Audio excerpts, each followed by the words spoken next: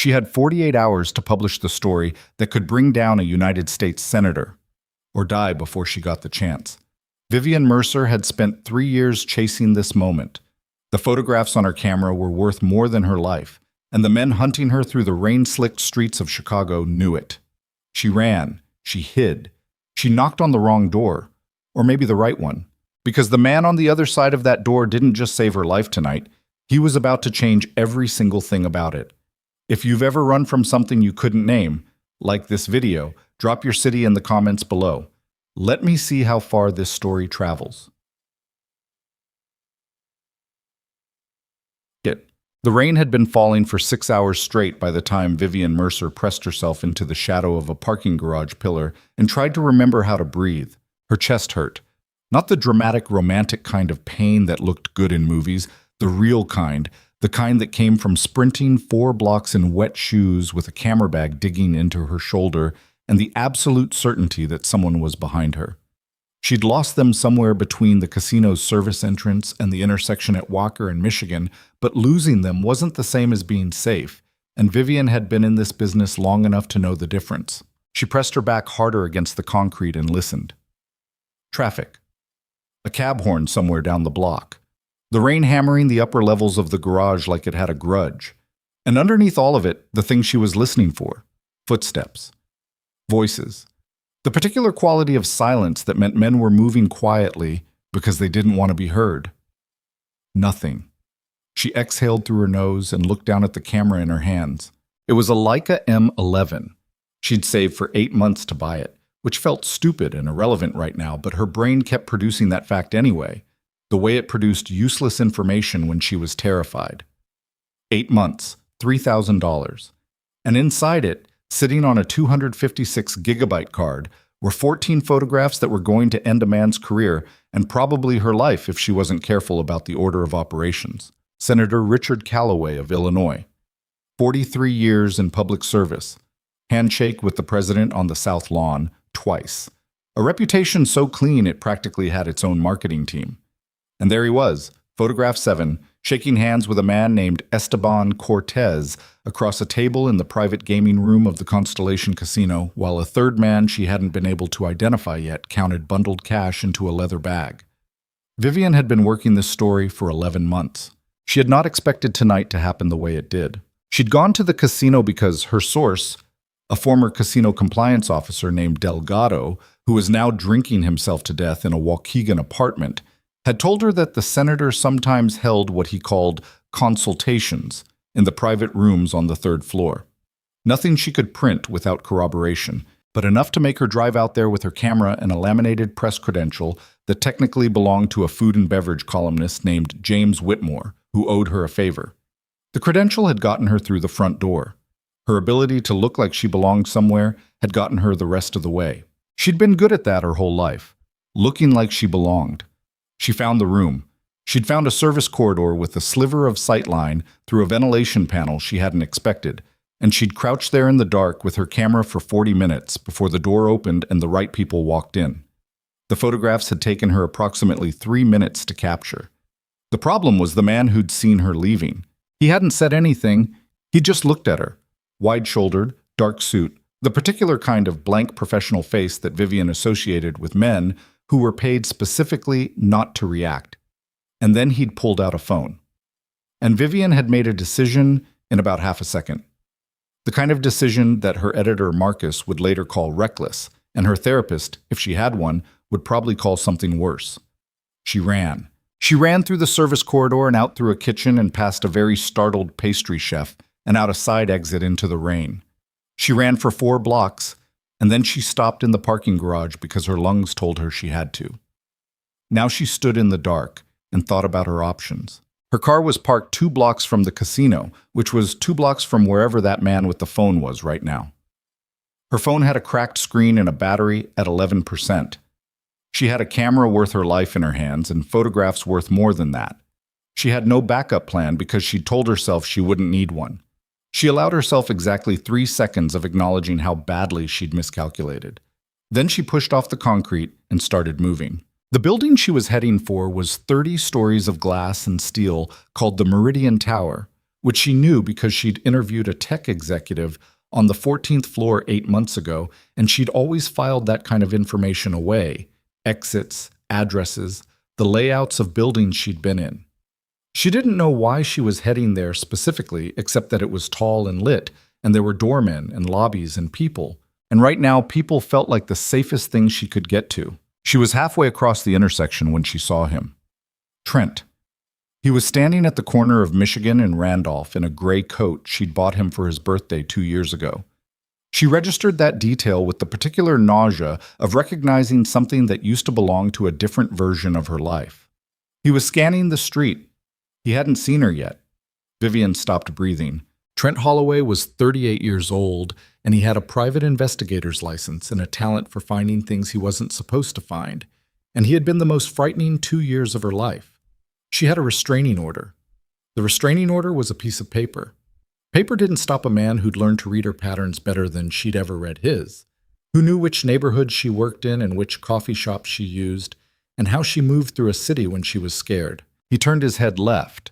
She stepped backward into a doorway. He turned right, scanning the opposite side of the street. She watched him pull out his phone and raise it to his ear, and then she stopped watching and started running again because standing still was going to get her killed twice over tonight.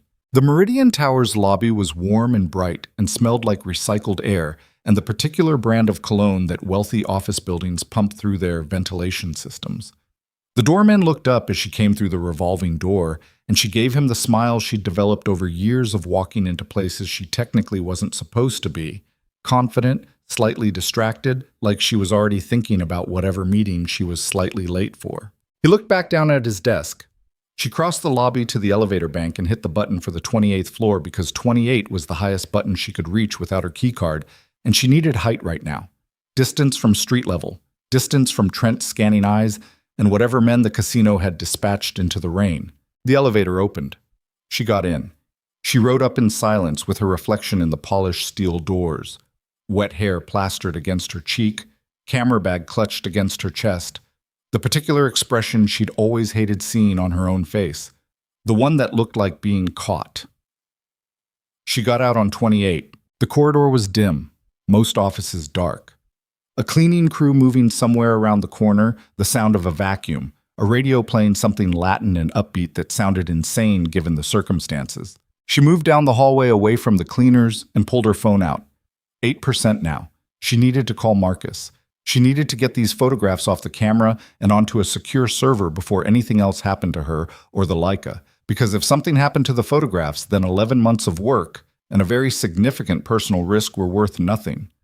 She opened her email app and then stopped because the elevator at the end of the hall opened and 2 men stepped out. Not cleaners. The wide-shouldered man from the casino. And someone else beside him, also dark-suited, also with that particular professional blankness. They were moving quickly, and they had her exit covered, and Vivian stood in the middle of a 28th floor corridor at 11:15 on a Wednesday night and understood that she had run out of moves. Except for the door on her left. There was a thin strip of light visible underneath it. Someone was in there. She hit the handle and pushed through. The office was large and quiet and expensive in the way that money that doesn't need to announce itself is expensive. Clean lines, dark wood, a wall of windows overlooking the city with the rain streaming down the glass in silver threads. The desk in the center of the room was the kind of desk that cost more than her car. The man behind it was looking at her with an expression that communicated precisely nothing. He was maybe 40, dark hair going silver at the temples. A suit that fit the way suits fit when they're made for the person wearing them. He had a glass of something amber on the desk in front of him and a file open that he'd been reading, and he didn't look alarmed by the soaking wet woman who just burst through his door. He looked, if anything, mildly curious. "They're right behind me," Vivian said, because she'd always believed in starting with the relevant information. The man looked at her for a moment, then he set down the glass. "Close the door," he said. His voice was low and even, the kind of voice that didn't rise to meet urgency because it didn't need to. She closed the door. She heard footsteps in the corridor outside. "Sit down," the man said. "I don't—" "Sit down." She sat in the chair across from his desk. He reached across and pressed something on his desk phone, a single button, and then folded his hands and looked at the closed door. 3 seconds. 5. Then knocking. The man stood. He buttoned his jacket, one button, efficiently, and walked to the door and opened it, and Vivian watched from the chair as he looked at the two men in the corridor with the particular expression of a person who is accustomed to people needing things from him and finds it mildly tedious. Mr. Vescari. It was the wide-shouldered man. Up close, he had a jaw like a shovel and eyes that were doing rapid calculations. "We're looking for a woman, journalist. She came up on this floor." "I'm aware of what floor she came up on," the man, Vescari, said. "She's with me." A pause. "With you. Is there a problem with your hearing, or just with my answer?" The wide-shouldered man looked past Vescari at Vivian, and she held herself very still and looked back at him with an expression that she hoped communicated that she was in fact with this person, and had been for some time, and the whole situation was very routine.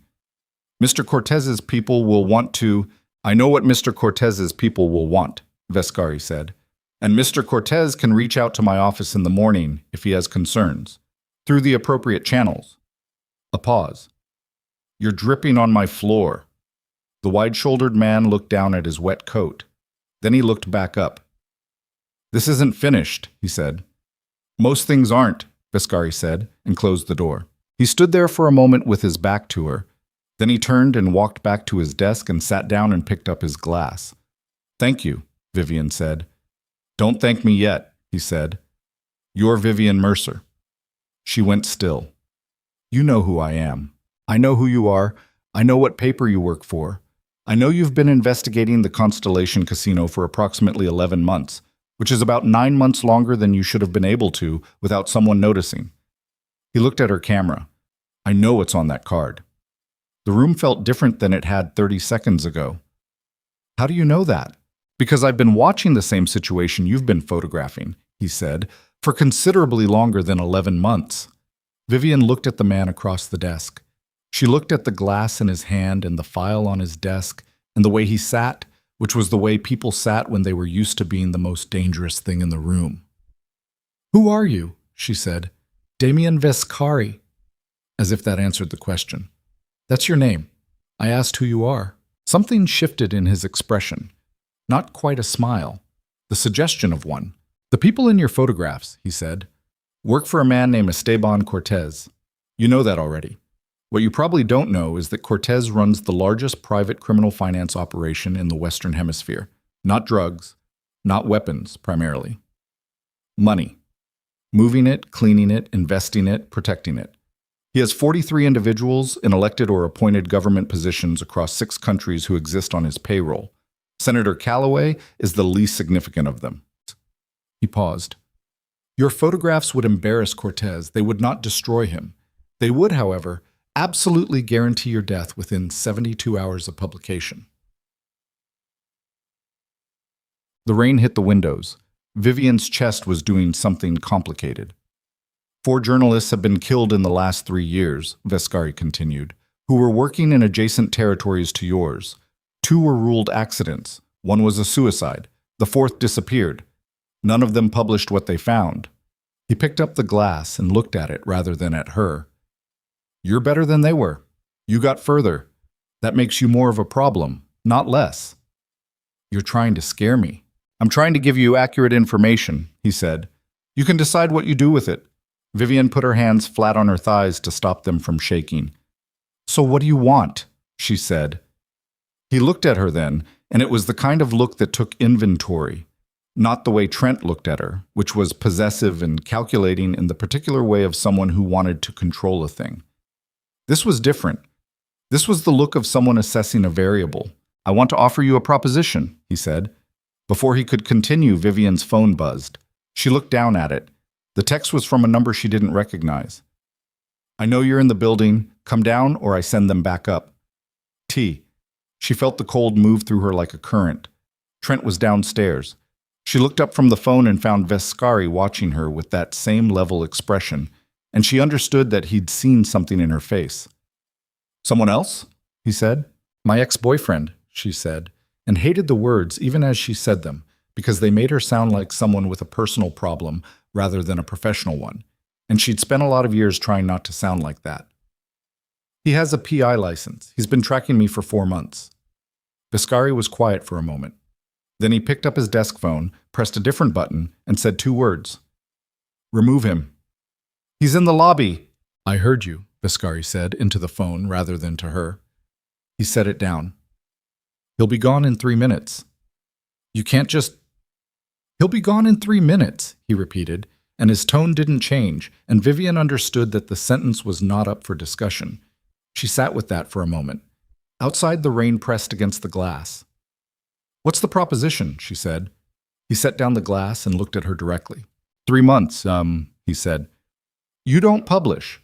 You don't contact federal agencies. You don't share those photographs with your editor or anyone else. And you stay in a location I designate while my people finish what we've been building toward Cortez's operation.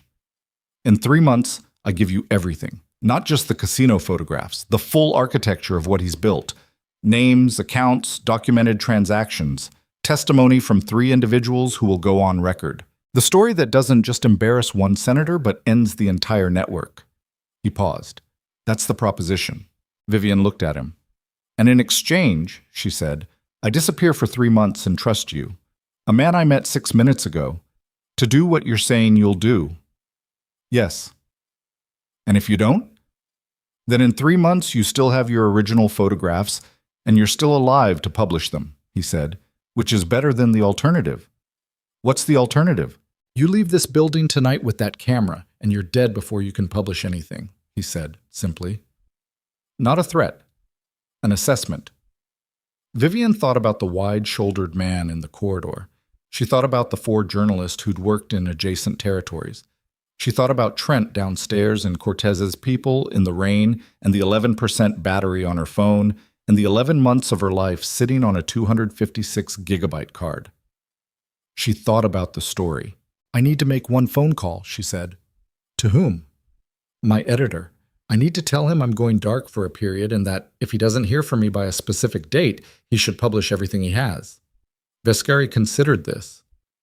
What does he have? Enough to cause problems, she said. Not enough to end Cortez. A pause. 1 call, he said. Brief. No location, no names, no details. She nodded. She called Marcus. He picked up on the second ring, which meant he'd been awake, which meant he'd already known something was wrong tonight.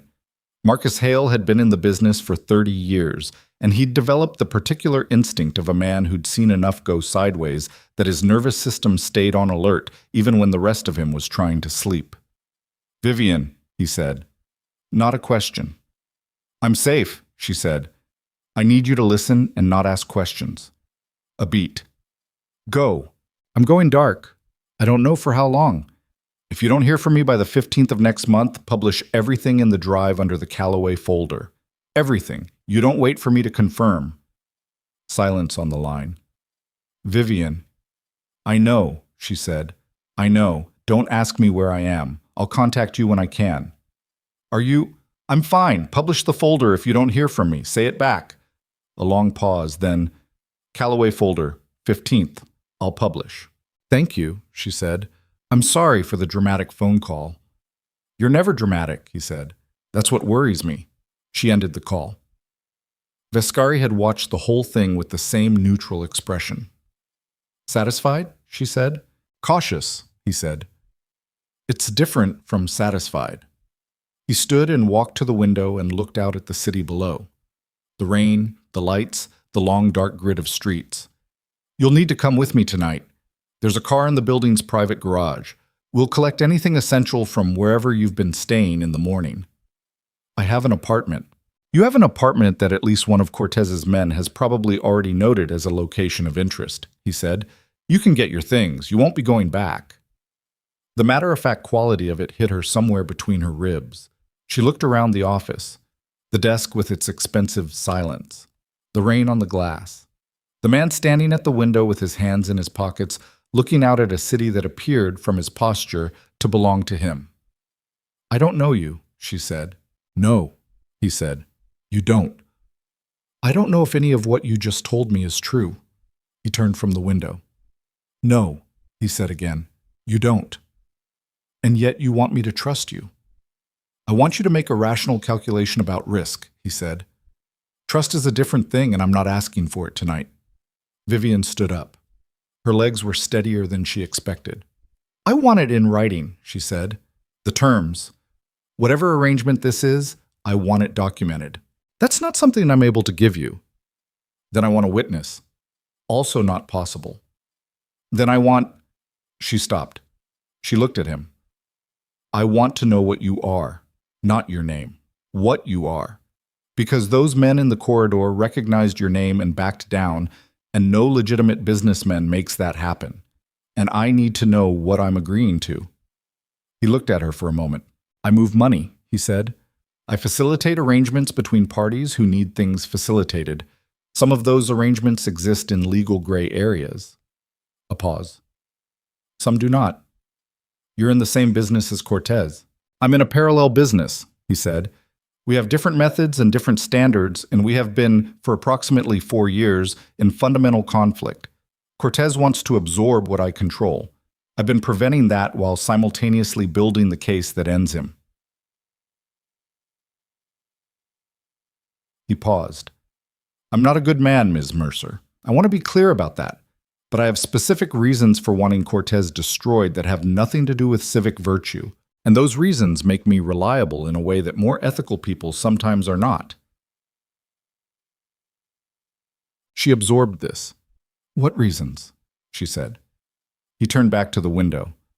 That's not part of tonight's conversation, he said.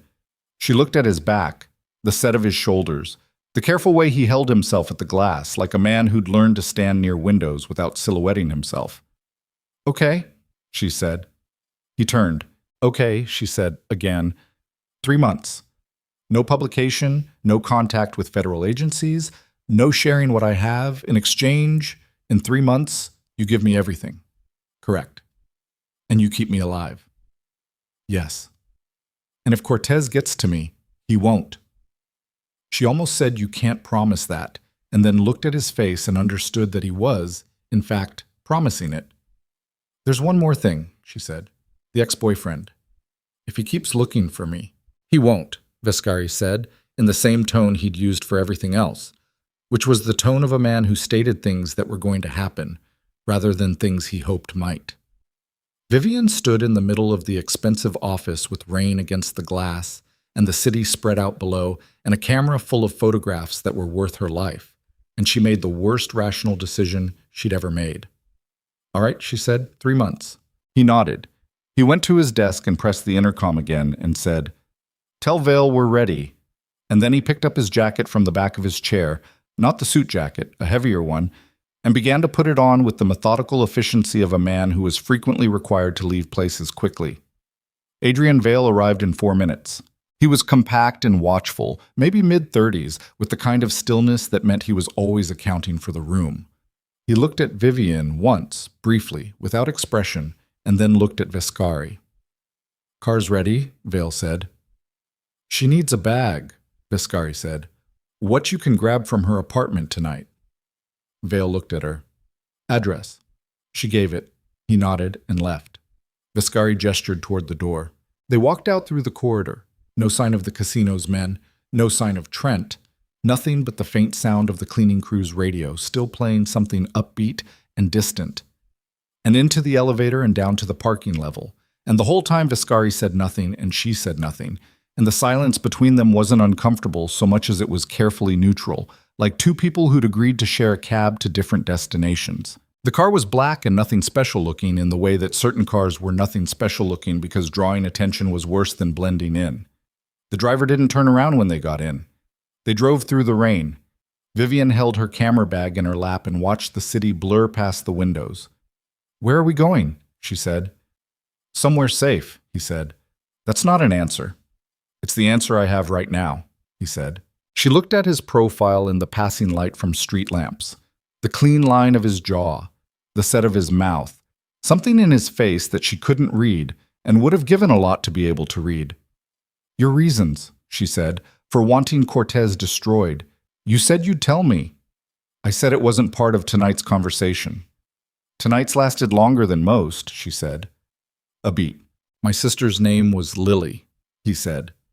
The way he said it was the way you said a name you'd said so many times inside your own head that saying it out loud had become a different kind of exercise. She was 24. She made the mistake of caring about someone I'd let into my life, a business associate who had connections to Cortez. When the situation between me and that associate deteriorated, Cortez made her a target. What they get you something? A pause. She died 3 years ago. The manner of it isn't something I'll discuss. The city passed outside. I'm sorry, Vivian said. Yes, he said, not dismissively, just yes, acknowledging the word without needing anything from it. She looked back at the window. 11 months, he said after a moment. You worked this for 11 months without anyone stopping you. That's either very good journalism or very good luck. Both, she said. Neither felt like enough tonight. It was enough to get you to me, he said. She didn't know what to say to that. She looked at the camera bag in her lap and thought about Lily Vescari, 24 years old, and the 4 journalists in adjacent territories, and Marcus answering on the second ring because his instincts were still running even in sleep. She thought about Esteban Cortez's name in the file she'd built over 11 months. The money, the senator. The third man at the table whose face she'd gotten in photograph 6, 3/4 profile, clear enough to identify if she could find him in a database. She thought about the proposition she'd accepted in a stranger's office in the rain. 3 months. The car turned off the main road and the city lights began to thin, and Vivian Mercer pressed her back against the seat and understood, with the particular clarity that came to her sometimes when she was very tired and very scared, that she had not escaped tonight. She had traded one cage for another. The only question was what lived inside this one. They drove in silence for another 20 minutes, the rain easing slightly, the streets going from lit to dark to the particular isolated dark of residential areas that backed up to the lake. The driver turned through a gate that opened before they reached it, someone watching, some system she couldn't see, and up a gravel drive toward a house that was large in the way that things designed not to look large sometimes were. Lights were on. A woman appeared in the doorway as the car stopped, 60s, gray-haired, wearing an expression of purposeful calm that Vivian associated with people who had spent their lives managing chaos on behalf of other people. Helena Ross, Vescari said. She runs the household. If you need anything, you ask her. What do I tell her about why I'm here? She already knows, he said. She doesn't need the specifics. Helena came down the steps with an umbrella she didn't fully open because the rain had almost stopped. Ms. Mercer, she said, like Vivian was an expected guest rather than a soaking wet woman who'd been carried here by accident and bad decisions. Let's get you inside. Vivian got out of the car. She looked back at Vescari through the open door. He hadn't moved to get out. You're not... I have other things tonight, he said. Vale will bring your things within a few hours. Helena will show you to a room. He looked at her. Sleep if you can. We'll talk in the morning about what comes next. She stood on the gravel in the fading rain. Mr. Vescari, she said. He looked at her. If you're lying to me, she said, about any of it, the deal, the timeline, what you told me about Cortez, I will find a way to burn everything you've built. I don't care what it costs me. He held her gaze. I know, he said. And the car door closed, and the car backed down the drive, and Vivian stood in the dark outside a house she didn't know, in a situation she hadn't planned, and somewhere inside her chest something that wasn't quite fear and wasn't quite relief was making itself at home. Helena's hand was light on her shoulder. Come on, she said. Warm tea first. Everything else after. Vivian went inside. She didn't sleep for a long time. She lay in a room that was clean and quiet and entirely unfamiliar, with her camera bag beside the bed and the city somewhere distant behind her, and she went through the photographs one more time on the camera's small screen, photograph by photograph. The senator's face, Cortez's face, the third man's 3/4 profile. And she made herself memorize every detail, because if this went wrong, if 3 months from now she was still waiting and Vescari had played her and everything fell apart, she needed every pixel of those images burned into her memory, regardless of what happened to the camera. She reached photograph 9 and stopped. In the background, barely in frame, visible only because of the angle she'd taken the shot at, there was a fourth person in that room, standing near the back wall. She'd missed them in her initial scan because they were partially obscured. She zoomed in. Female. Dark clothing. The shape of a face turned slightly away from the camera. She couldn't make out who it was. She stared at the image for a long time. Then she set the camera down and lay back in the dark and listened to the house settle around her and thought about the 11 months behind her and the 3 months ahead of her and the man in the car who'd said, "I know," when she threatened him, without flinching, like a person who'd been threatened by people whose threats actually meant something and had calibrated hers correctly. And somewhere in that thought, still carrying the weight of the camera bag and the photographs and the long ruined night, Vivian Mercer finally fell asleep. She did not dream. But in the morning, when she woke to the smell of coffee and the gray light off the lake, and the sound of a door somewhere in the house opening and closing with the specific unhurried rhythm of someone who lived here and belonged here, she found the camera already gone from beside the bed. In its place was a small card. 4 words, handwritten. "Your copies are safe." And underneath, a phone number she didn't recognize, and a name she was only beginning to understand. Vescari. She held the card for a long time. Then she got up. The card was still in her hand when Helena knocked. She didn't wait for an answer. Just pushed the door open with her shoulder, the way people did when they'd been managing households long enough that knocking was a courtesy rather than a request. And she came in with a tray, coffee, toast, a small glass of orange juice that looked freshly squeezed. She set it on the side table and looked at the card in Vivian's hand without commenting on it. "He took the camera at 4 this morning," Helena said. "He'll return it." "He didn't ask." "No," Helena said. "He doesn't ask for things he's already decided." Vivian set the card down. "That's not how this works," she said. "That camera is my property, and those photographs are copied onto 3 separate encrypted servers," Helena said, pouring coffee like she was reciting a grocery list. "The originals are in a fireproof case in the basement. Your card is untouched. He documented everything before he touched it." She handed Vivian the cup. "He left a list." Vivian took the coffee. Helena produced a folded piece of paper from her apron pocket and set it on the tray and left without another word, pulling the door most of the way closed behind her. Vivian unfolded the paper. It was typed, single-spaced, 8 items, each precise. Camera returned to case, card original unmodified. Images copied to servers A, B, C. Encryption keys held jointly. You have 1 key. I have 1. Third held by Vale. Nothing published, accessed, or transmitted without 2 of 3 keys present. Case location: basement, room 2, combination 1147. Your access: unrestricted. She read it twice. Then she drank her coffee and looked out the window at the lake, which was gray-green in the morning light and choppy from last night's rain. She couldn't see any other houses from here. Trees to the left, water to the right. A strip of weathered dock extending about 40 feet before it ended in nothing. She was in the middle of somewhere. The coffee was very good, which she resented slightly because it was easier to distrust a situation when the coffee was bad. She found her bag from the night before.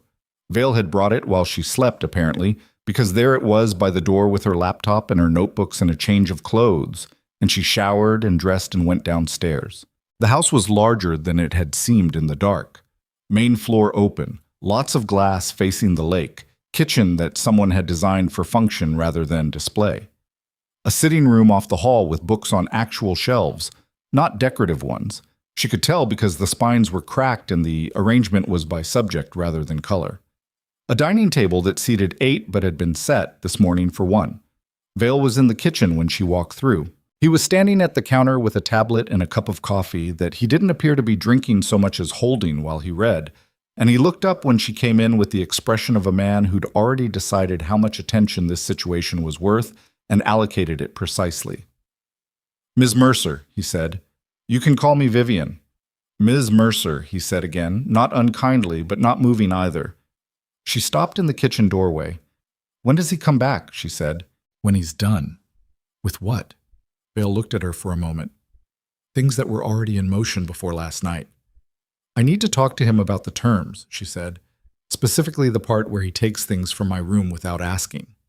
"He documented—" "I read the list," she said. "It's a very thorough list. It doesn't change the fact that he walked into my room at 4 in the morning and took my equipment." Vale set the tablet down. He looked at her with the careful attention of a man reassessing an assumption. "I'll let him know you want to discuss it," he said. "I'd appreciate that." She went to the dining table and sat down, and Helena materialized with more coffee and eggs that Vivian ate because she was hungrier than she wanted to admit.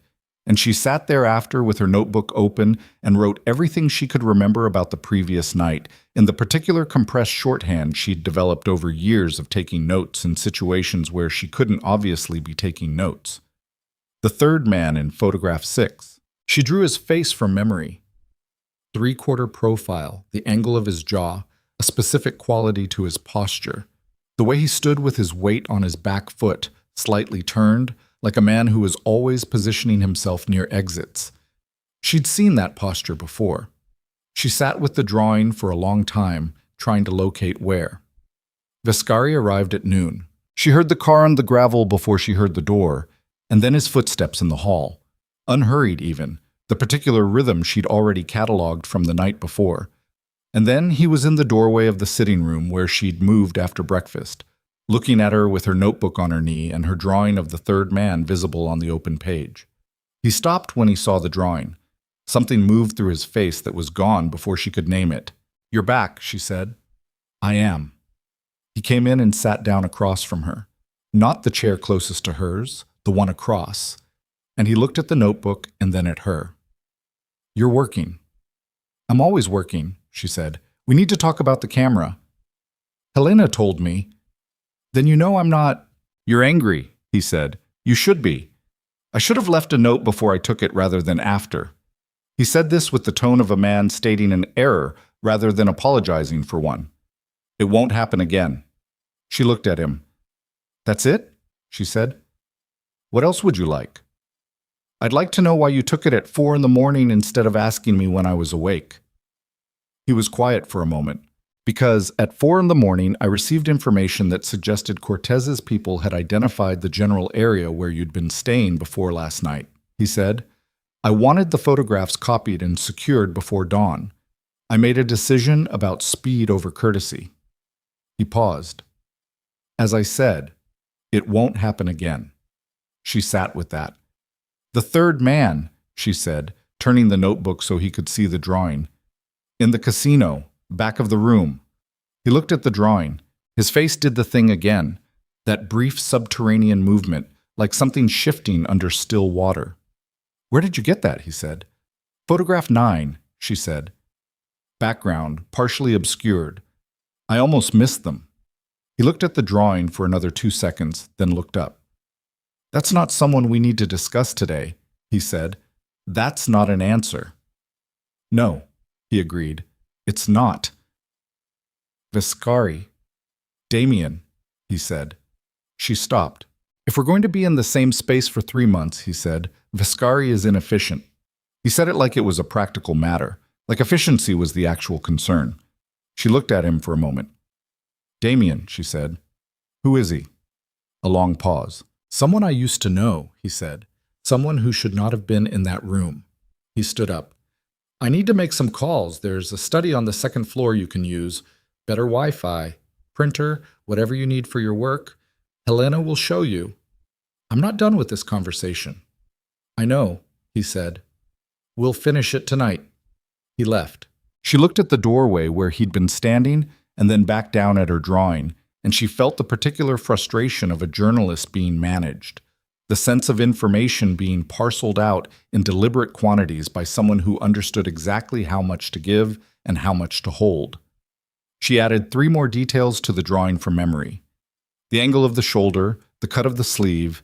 Then she went to find the study.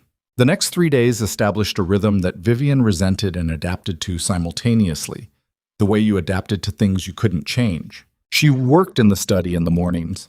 Her laptop, her notes, the shape of the story she was building, not the casino photographs, which she couldn't publish yet, but the architecture around them. She wrote profiles of every name she had, traced financial connections, built the scaffolding that would hold the photographs when the time came. She was good at this. She'd always been good at this. The work had a steadying quality that the situation lacked. Damien was in and out. He ate dinner at the house maybe 4 nights out of 7. When he was there, he was quiet in the way of someone whose thinking happened somewhere inaccessible, present in body, partially elsewhere in mind. They talked, sometimes, about the story, about Cortez's operation, about the pieces she'd assembled that he could confirm or redirect without revealing more than he intended to. He was precise about what he gave her, and she was precise about what she asked for, and the negotiation of it was almost professional, except for the way he looked at her drawing of the third man every time he walked through the sitting room. On the fourth day, Vale took her into the city to retrieve more of her things. She'd expected the apartment to feel violated, some sign of entry, some evidence of the men Cortez had sent, but it just looked like her apartment, which was somehow worse because it meant they'd been careful. She went through her desk, her filing cabinet, the box under the bed where she kept the physical backups of her most sensitive notes, which she transferred to a bag without mentioning to Vale that it existed. He noticed anyway. "That coming with us?" he said from the doorway. "Yes," she said. He nodded. In the car on the way back, she asked him, "How long have you worked for him?" Vale watched the road. 8 years. "Since before the sister." A beat. "Yes." "Were you there?" Another beat, longer. "We don't talk about that." "I'm not asking you to give me details," she said. "I'm trying to understand who he is." Vale was quiet for a long time. "He's the kind of man," Vale said finally, "who does what he says he's going to do. In my experience, that's rarer than people think." He paused. "The rest of it, the how and the why of what he is, that's his to tell if he wants to." She looked out the window. "He doesn't want to," she said. "Not yet," Vale said. She turned that over for the rest of the drive. The argument happened on day 9. It started over something small. She wanted to contact Marcus, and Damien said no. And she told him that their agreement included no publication, but did not include severing her professional relationships. And he told her that a phone call to her editor created a traceable contact point that put both of them at risk. And she told him she'd conducted sensitive investigations for 12 years without his input on operational security. And he said something that was technically accurate and delivered with complete neutrality, and somehow still landed like a hand around her throat. "Your last investigation got you trapped on the 28th floor of a building with 2 armed men in the corridor," he said. "Your operational security is what it is." The room went very quiet. She looked at him across the kitchen table where they'd been having what she'd thought was a reasonable conversation. "That was one night," she said. Her voice was even.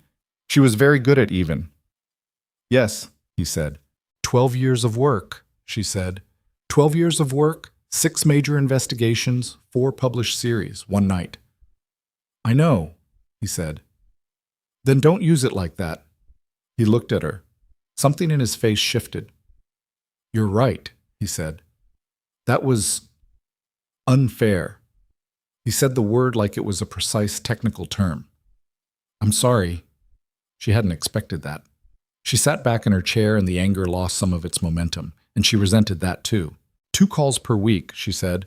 Encrypted line, 5 minutes maximum, no location information. Vale can monitor if he needs to. He considered it. 1 call per week, he said. Encrypted. Vale on the line. Vale doesn't need to be on the line. It's not negotiable. She looked at him. "Fine," she said. 1 call. Encrypted. Vale monitors. "Thank you," he said. "Don't thank me," she said. "I'm not doing it for you."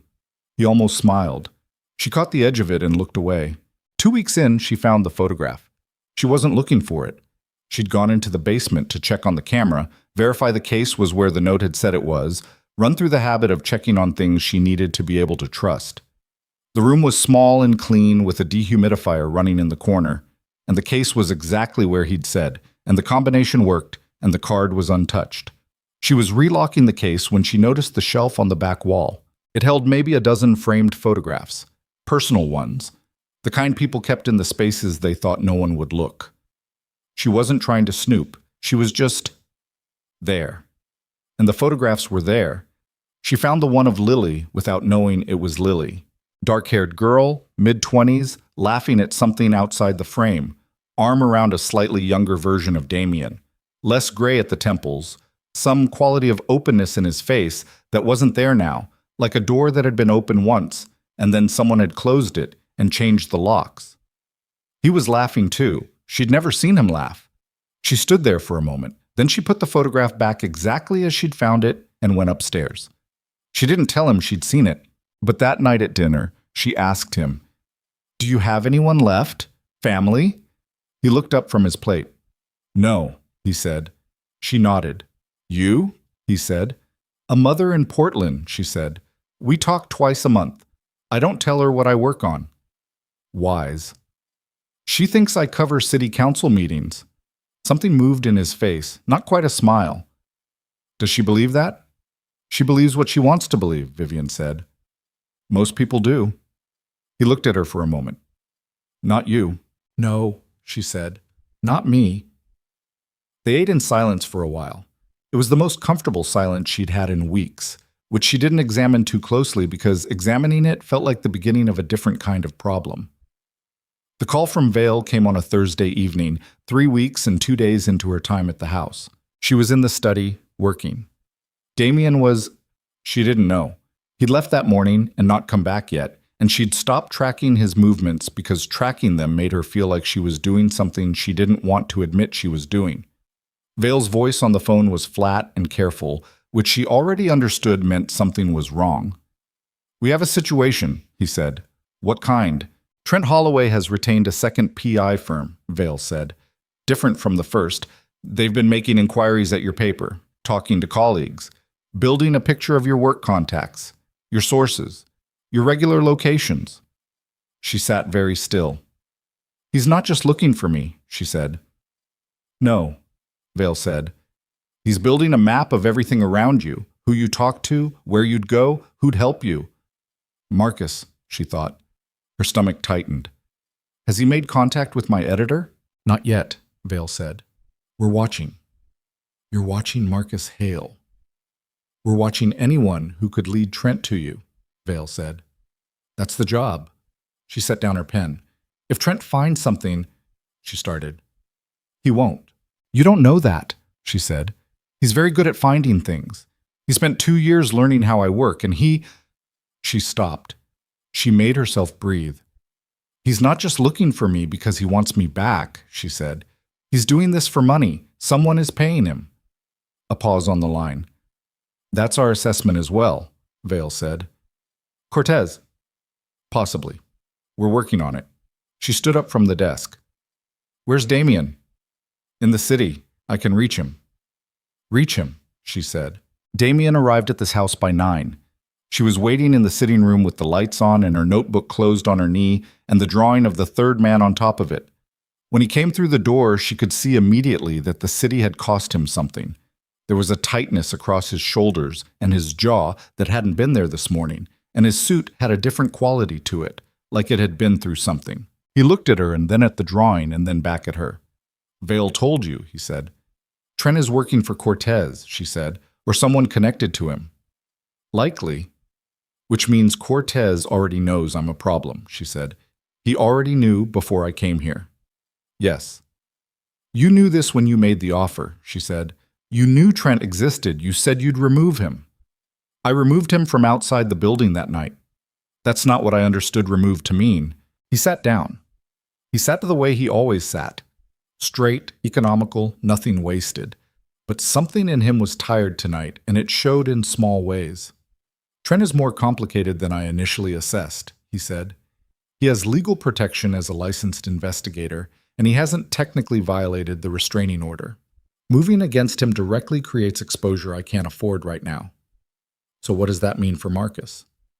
"We're monitoring the situation." "Monitoring," she said. "Yes." "He could be approaching Marcus right now," she said. "He could be—" "I have 2 people on Marcus Hale," Damien said. "He is not going to be approached without my people knowing first." She looked at him. "You put surveillance on my editor," she said. "I put protection on your editor," he said. "There's a difference." "Is there?" He met her gaze. "Yes," he said flatly. She stood up. She walked to the window and looked out at the dark lake, the dock lights, the nothing beyond. She stood there for a moment. "The third man in my photograph," she said, to the glass. Behind her, silence. "He's connected to Trent," she said. That's why you looked at the drawing that way. That's why you won't tell me who he is. She turned around. He's the one Cortez sent to Trent. He's the link. Damien was looking at her with an expression she couldn't entirely read. You're fast, he said. I'm a journalist, she said. Who is he? A long pause. His name is Paul Reiner, Damien said. He's Cortez's operations director for the northeastern U.S. He manages the U.S. side relationships, political contacts, enforcement, logistics. He paused. He was also, 4 years ago, the associate I mentioned, the one who led Cortez to Lily. The room was very quiet. He was at that meeting, she said, in the casino, with the senator and Cortez. Yes. And you've known that since you saw my photographs? Yes. And you didn't tell me? No, he said. She looked at him. Because if I knew Reiner was involved, she said slowly, I'd understand that this isn't just about Cortez. This is personal. And a personal motive changes the calculus of whether I trust you. He said nothing. Does it? She said. Change the calculus? He stood up. He walked to the window beside her. Not close, just beside, and looked out at the same dark lake. I want Cortez's organization destroyed, he said. That is entirely true and has been for 4 years. The fact that I also want Reiner specifically is... He stopped. It's a secondary motivation. It doesn't alter the terms I offered you. It alters my understanding of why you offered them, she said. Yes, he said. It does. She looked at his profile. So when you said you'd make Trent disappear, she said, you meant you'd deal with him when it suited the larger operation. Not for my sake. I meant both, he said, but the larger operation takes precedence. He turned and looked at her. I'm not going to lie to you about the order of priorities. It would be pointless to lie to you. She held his gaze. No, she said. It would. They stood at the window, the dark between them and the darker lake beyond. And then Vale appeared in the doorway with his phone in his hand, and the particular expression on his face that meant whatever he was about to say was the kind of thing that changed the shape of a night. Reiner just made contact with Holloway, Vale said. In person, an hour ago. We have it on camera. He looked at Damien. They were looking at a photograph. A beat. Of who? Damien said. Vale's eyes moved to Vivian and then back. Of Marcus Hale leaving his apartment this morning, Vale said, and a woman with him who our people think was on her way to meet him. Vivian's chest went cold.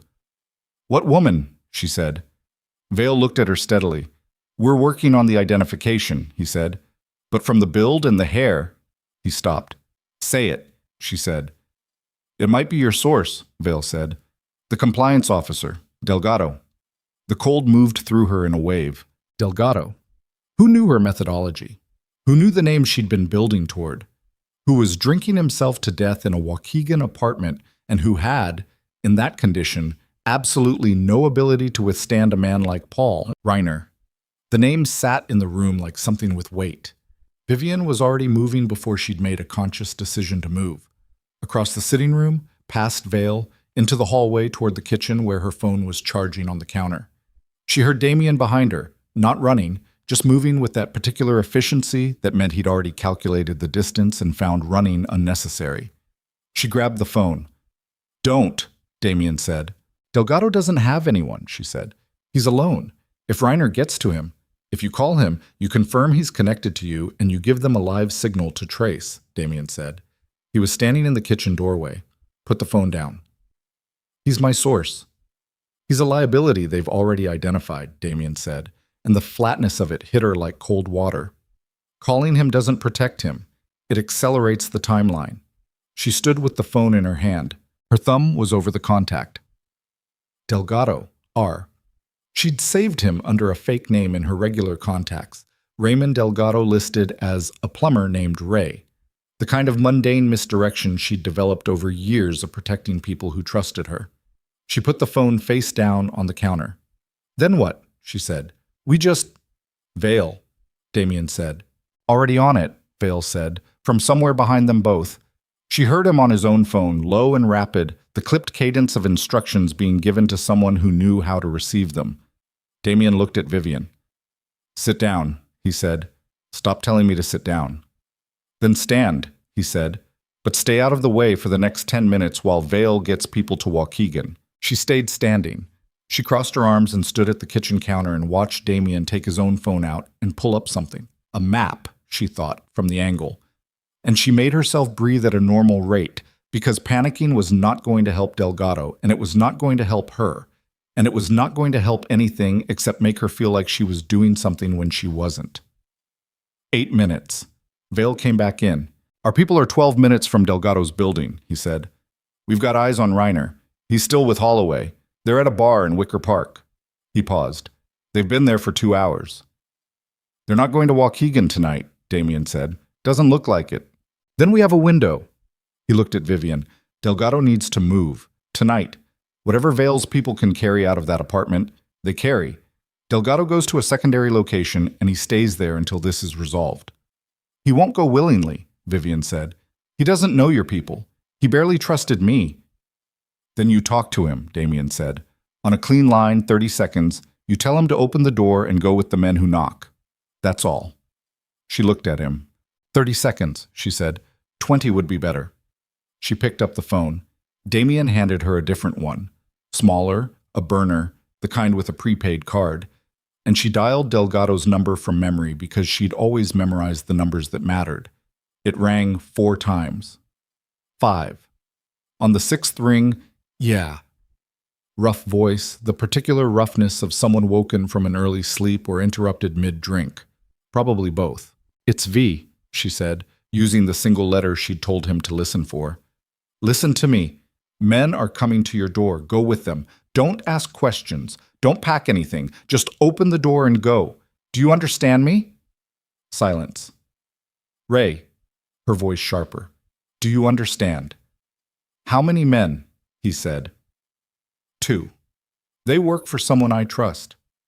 The word trust came out before she'd decided whether she meant it, and she registered that somewhere under the urgency. Go with them. A long pause.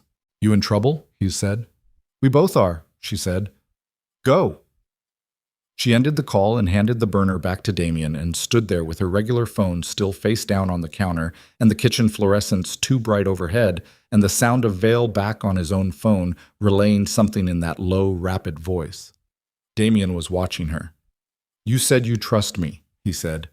I said someone I trust, she said. I was talking about the situation, not a character reference. He almost smiled. Again, that edge of it. She looked away. The next 4 hours were the specific misery of waiting without enough to do. Vale's people got to Delgado's building and confirmed contact at 11:47. Delgado was moved to what Vale described as a clean location, which Vivian understood to mean a place Cortez's network didn't know about. Reiner and Trent were tracked to 11 p.m. at the Wicker Park bar, and then lost briefly, which produced a bad 15 minutes, and then reacquired outside a parking garage on Division Street, apparently parting ways. Vivian sat in the study with her notebook and didn't write anything.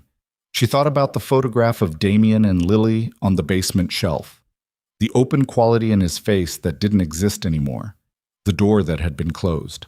She thought about Paul Reiner in a casino room with Senator Calloway and Esteban Cortez, and what it meant that he'd also been the man who delivered Lily Viscari to her death, and what it meant that Damien had known since the first night who was in that photograph and had said nothing. She thought about Trent with a picture of Marcus leaving his apartment. At 1 a.m, she went downstairs. The light in Damien's study, a different study, his, on the opposite side of the house, was still on under the door. She knocked. Come in, he said. He was at his desk, jacket off, sleeves rolled to the forearm, the kind of end-of-day dishevelment that looked, on him, like a deliberate reduction rather than actual loosening. He had papers in front of him and a glass beside them, and he looked up when she came in with the neutral attention he gave most things. Delgado is settled, she said. Yes. And Reiner, we're tracking him.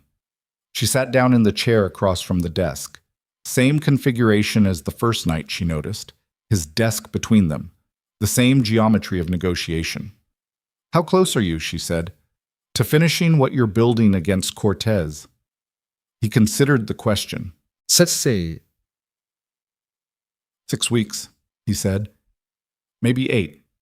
We have 3 of the 43 individuals documented and prepared to cooperate. We have financial records covering approximately 60% of the operation. We need the remaining 40%, and we need Reiner's specific documentation because he's the operational link. Without him, the case against Cortez's U.S. network is circumstantial. 6 to 8 weeks, she said. That's inside the 3 months. Yes. And Reiner, his documentation, how do you get that? He looked at her steadily. There's an associate of Reiner's, he said. Someone who's been feeding us information for 14 months. They have access to records that would complete the financial picture. He paused. We've been waiting for the right moment to extract those records without tipping Reiner that his associate has been compromised. She felt the shape of something she didn't yet have words for. Who's the associate? She said. A pause. That's not... Who is it? She said. He looked at her. Someone inside Cortez's network, he said. That's as specific as I'm going to be. She looked at him for a long time. Okay, she said, and stood up. Good night. He watched her go. She stopped in the doorway. For what it's worth, she said, to the door frame rather than to him, what you said about Reiner and your sister. I understand why you didn't tell me the first night. I don't think I would have either. She paused. That's not forgiveness. It's just a statement of fact. She went to bed. She didn't sleep well. She lay in the dark, and the feeling she couldn't name yet moved around the edges of her thinking, and at 4 a.m, she sat up and reached for her notebook and wrote one line. Who inside Cortez's network has been feeding him information for 14 months? She stared at it. Then she wrote underneath it. And what does Reiner do when he finds out? The answer to the second question was obvious. The answer to the first one was what kept her awake until dawn. She found out 9 days later. Not because Damien told her, because of a file. Vale had given her access to a shared drive. Restricted, specific folders only. The documentation she needed to build the published stories framework without accessing anything operationally sensitive. She'd been working from it for 2 weeks. She knew its structure. On the morning of day 31, she opened the drive and found a folder that hadn't been there the day before. It was labeled with the date, 4 years ago, November, and nothing else. She should have closed it. She knew she should have closed it. She was a journalist who had spent 12 years knowing exactly which lines existed and why, and opening a mislabeled folder on someone else's restricted drive without permission was the kind of thing that created problems she didn't need. She opened it. Inside were 2 documents and 1 photograph. The photograph loaded first. She sat very still. It was Lily Viscari, not the laughing version from the basement shelf. This one was formal, taken outdoors. The particular quality of a surveillance photograph shot from distance and blown up. Lily was walking beside a man whose face was turned away from the camera. The second photograph was the same man, different angle, face visible. She didn't know him. She opened the first document. It was a transcript, dated 4 years ago, November. Names abbreviated. L. They said if I came forward it would stop. R. It won't stop, you know that. L. Then what do I do? R. You do what he says. You give them what they want, and you don't tell your brother. Her chest was tight. L. He'll find out. R. Not if we're careful. L. He finds out everything. R. Not this time. She opened the second document. It was a report. Internal, clinical, the language of people documenting things they needed to be able to reference later. It was about Lily Vescari's final 72 hours. The movements, the contacts, the chain of decisions that had led from a conversation to a consequence. And at the bottom, a name. Not Reiner's name. A different name. The name of the person who had given Cortez's people Lily's location. The person who had made a transaction. Information in exchange for their own protection. The associate. Damien's associate. The one feeding him information for 14 months. It was the same person. Vivian read the name 3 times. Then she closed the drive and sat for a very long time at the desk in the study, with her hands flat on the surface and the morning light coming through the window at a low angle that made everything look provisional and thin. The associate who had been feeding Damien information for 14 months, information he was using to build his case against Cortez, information he believed was loyal and reliable and solid enough to rest the whole operation on, was the same person who had sold Lily's location to Cortez 4 years ago. She didn't know if Damien knew. She didn't know which was worse, that he knew and had chosen to use the source anyway because the information was valuable enough, or that he didn't know and was building his entire case on a foundation that was already rotted through. She stood up. She walked downstairs. Damien was in the kitchen, standing at the counter with coffee and his phone, reading something with the particular quality of early morning concentration. He looked up when she came in. He saw her face. He set the phone down. "What happened?" he said. She put the name on the table between them. She'd written it on a piece of paper, the way you sometimes needed to write something down to make it real enough to say out loud. He looked at it. She watched his face, and she saw it. The thing she'd been trying to read for 31 days. The thing behind the neutral expression and the measured sentences and the careful parceling of information. She saw it come apart, not dramatically, not the way it happened in movies, just a fracture. Something structural giving way under a weight that had been building for 4 years and had just, in this moment, exceeded what the structure could hold. He picked up the paper. He read the name. He set it back down. "Where did you get this?" he said. His voice was level. Everything about his voice was always level, but underneath the level was something she'd never heard before. Something that sounded like the specific silence of a man deciding whether to keep standing. "A folder in the shared drive," she said. "It appeared this morning. I don't know if it was mislabeled or if someone put it there deliberately." He was quiet. "Damien," she said, "I heard you." "Did you know?" A long pause. The kind of pause that could go either way. "No," he said. She looked at him. "Do you believe me?" he said. She looked at the paper on the table, the name on it. The person who had spent 14 months feeding Damien exactly enough truth to make him trust them while Cortez watched the whole thing and waited. "Yes," she said. "I believe you." He was quiet again. She watched him pick up his coffee cup and set it down without drinking from it, and she understood that the gesture was not about coffee at all. "He knew," Damien said. "Cortez, he's known for 14 months that we were building the case. He let it build." He paused. "Because he controls what we know. He controls what we think we have." His voice was still level, but it had taken on the particular quality of someone speaking through something they were simultaneously processing and trying not to process. "Everything I thought I had on him, the financial records, the witness testimony, it's all been managed. He knows what we have because he's been deciding what to give us." Vivian sat down. The implications moved through her like cold water finding the lowest point. "The 3 cooperating individuals," she said. "Compromised," he said, "or fed to us. The financial records.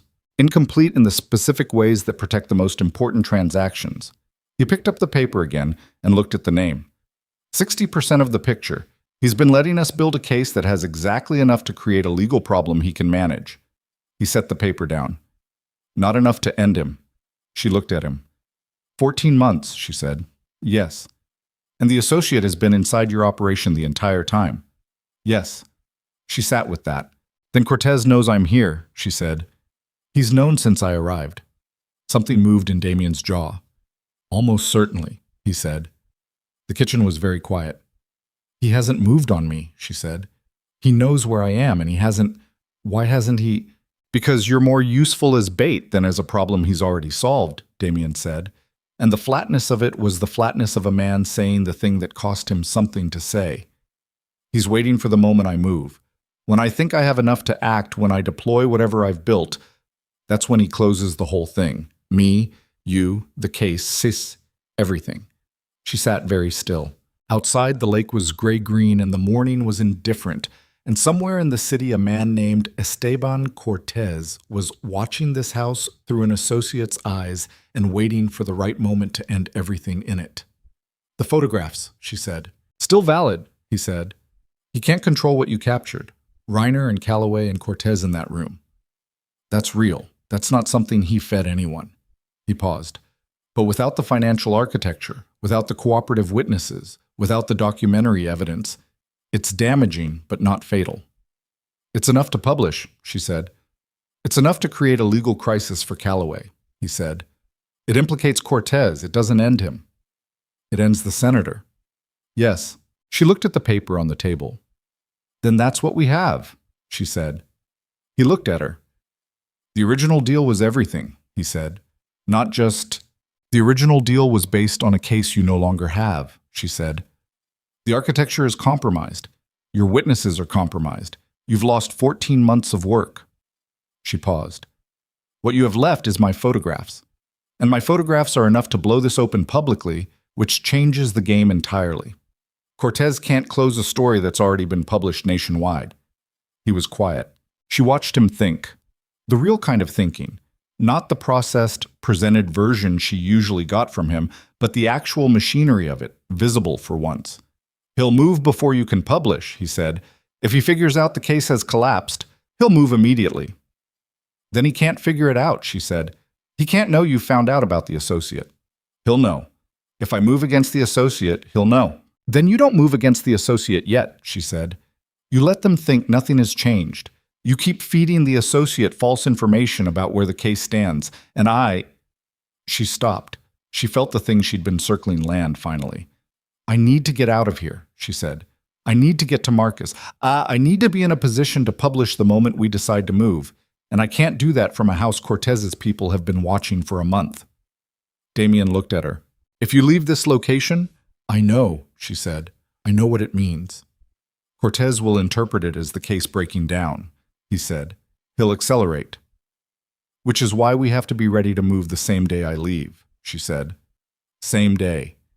I go to Marcus with the photographs, I file the story, it publishes. Same window. I can't be ready to move in. How long? She said. Forget the compromised case. Forget the 14 months. What do you have that's clean? What's real? He looked at her steadily. I have Reiner, he said quietly. What I know about Reiner, what he did to Lily. There's documentation, separate from anything the associate touched, things I kept outside the operational structure because they were personal, not admissible in the same way, but enough, she said.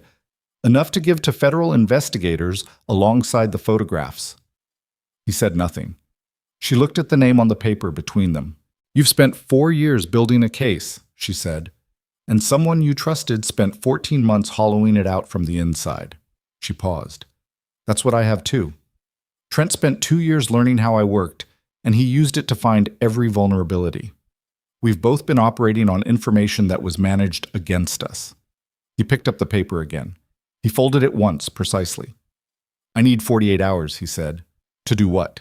To salvage what's clean and build something functional out of it. He looked at her. Can you give me 48 hours? She thought about Marcus, about Delgado in some location she didn't know, about Trent with a photograph of people she was responsible for.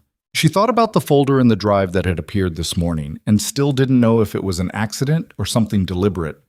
Someone inside Damien's operation trying to surface the truth, or Cortez playing one more layer of the game. 48 hours, she said. And then we move. He nodded. He stood up and picked up his phone and walked toward the door and then stopped. The folder, he said. The one in the drive. Yes, it wasn't mislabeled, he said. He didn't turn around. I put it there. She sat very still. Last night, he said, after you went to bed. I found out about the associate 3 days ago, and I've been trying to decide how to tell you. He paused. I decided you needed to see it rather than hear it, because I knew if I told you, you'd want to know how I could be sure of my own account. But if you found it yourself, then I could verify it independently, she said, before you said anything. Yes. She absorbed this. You've known for 3 days, she said. Yes. And you didn't... I was wrong not to tell you immediately, he said, to the doorframe. I'm telling you now. She looked at his back.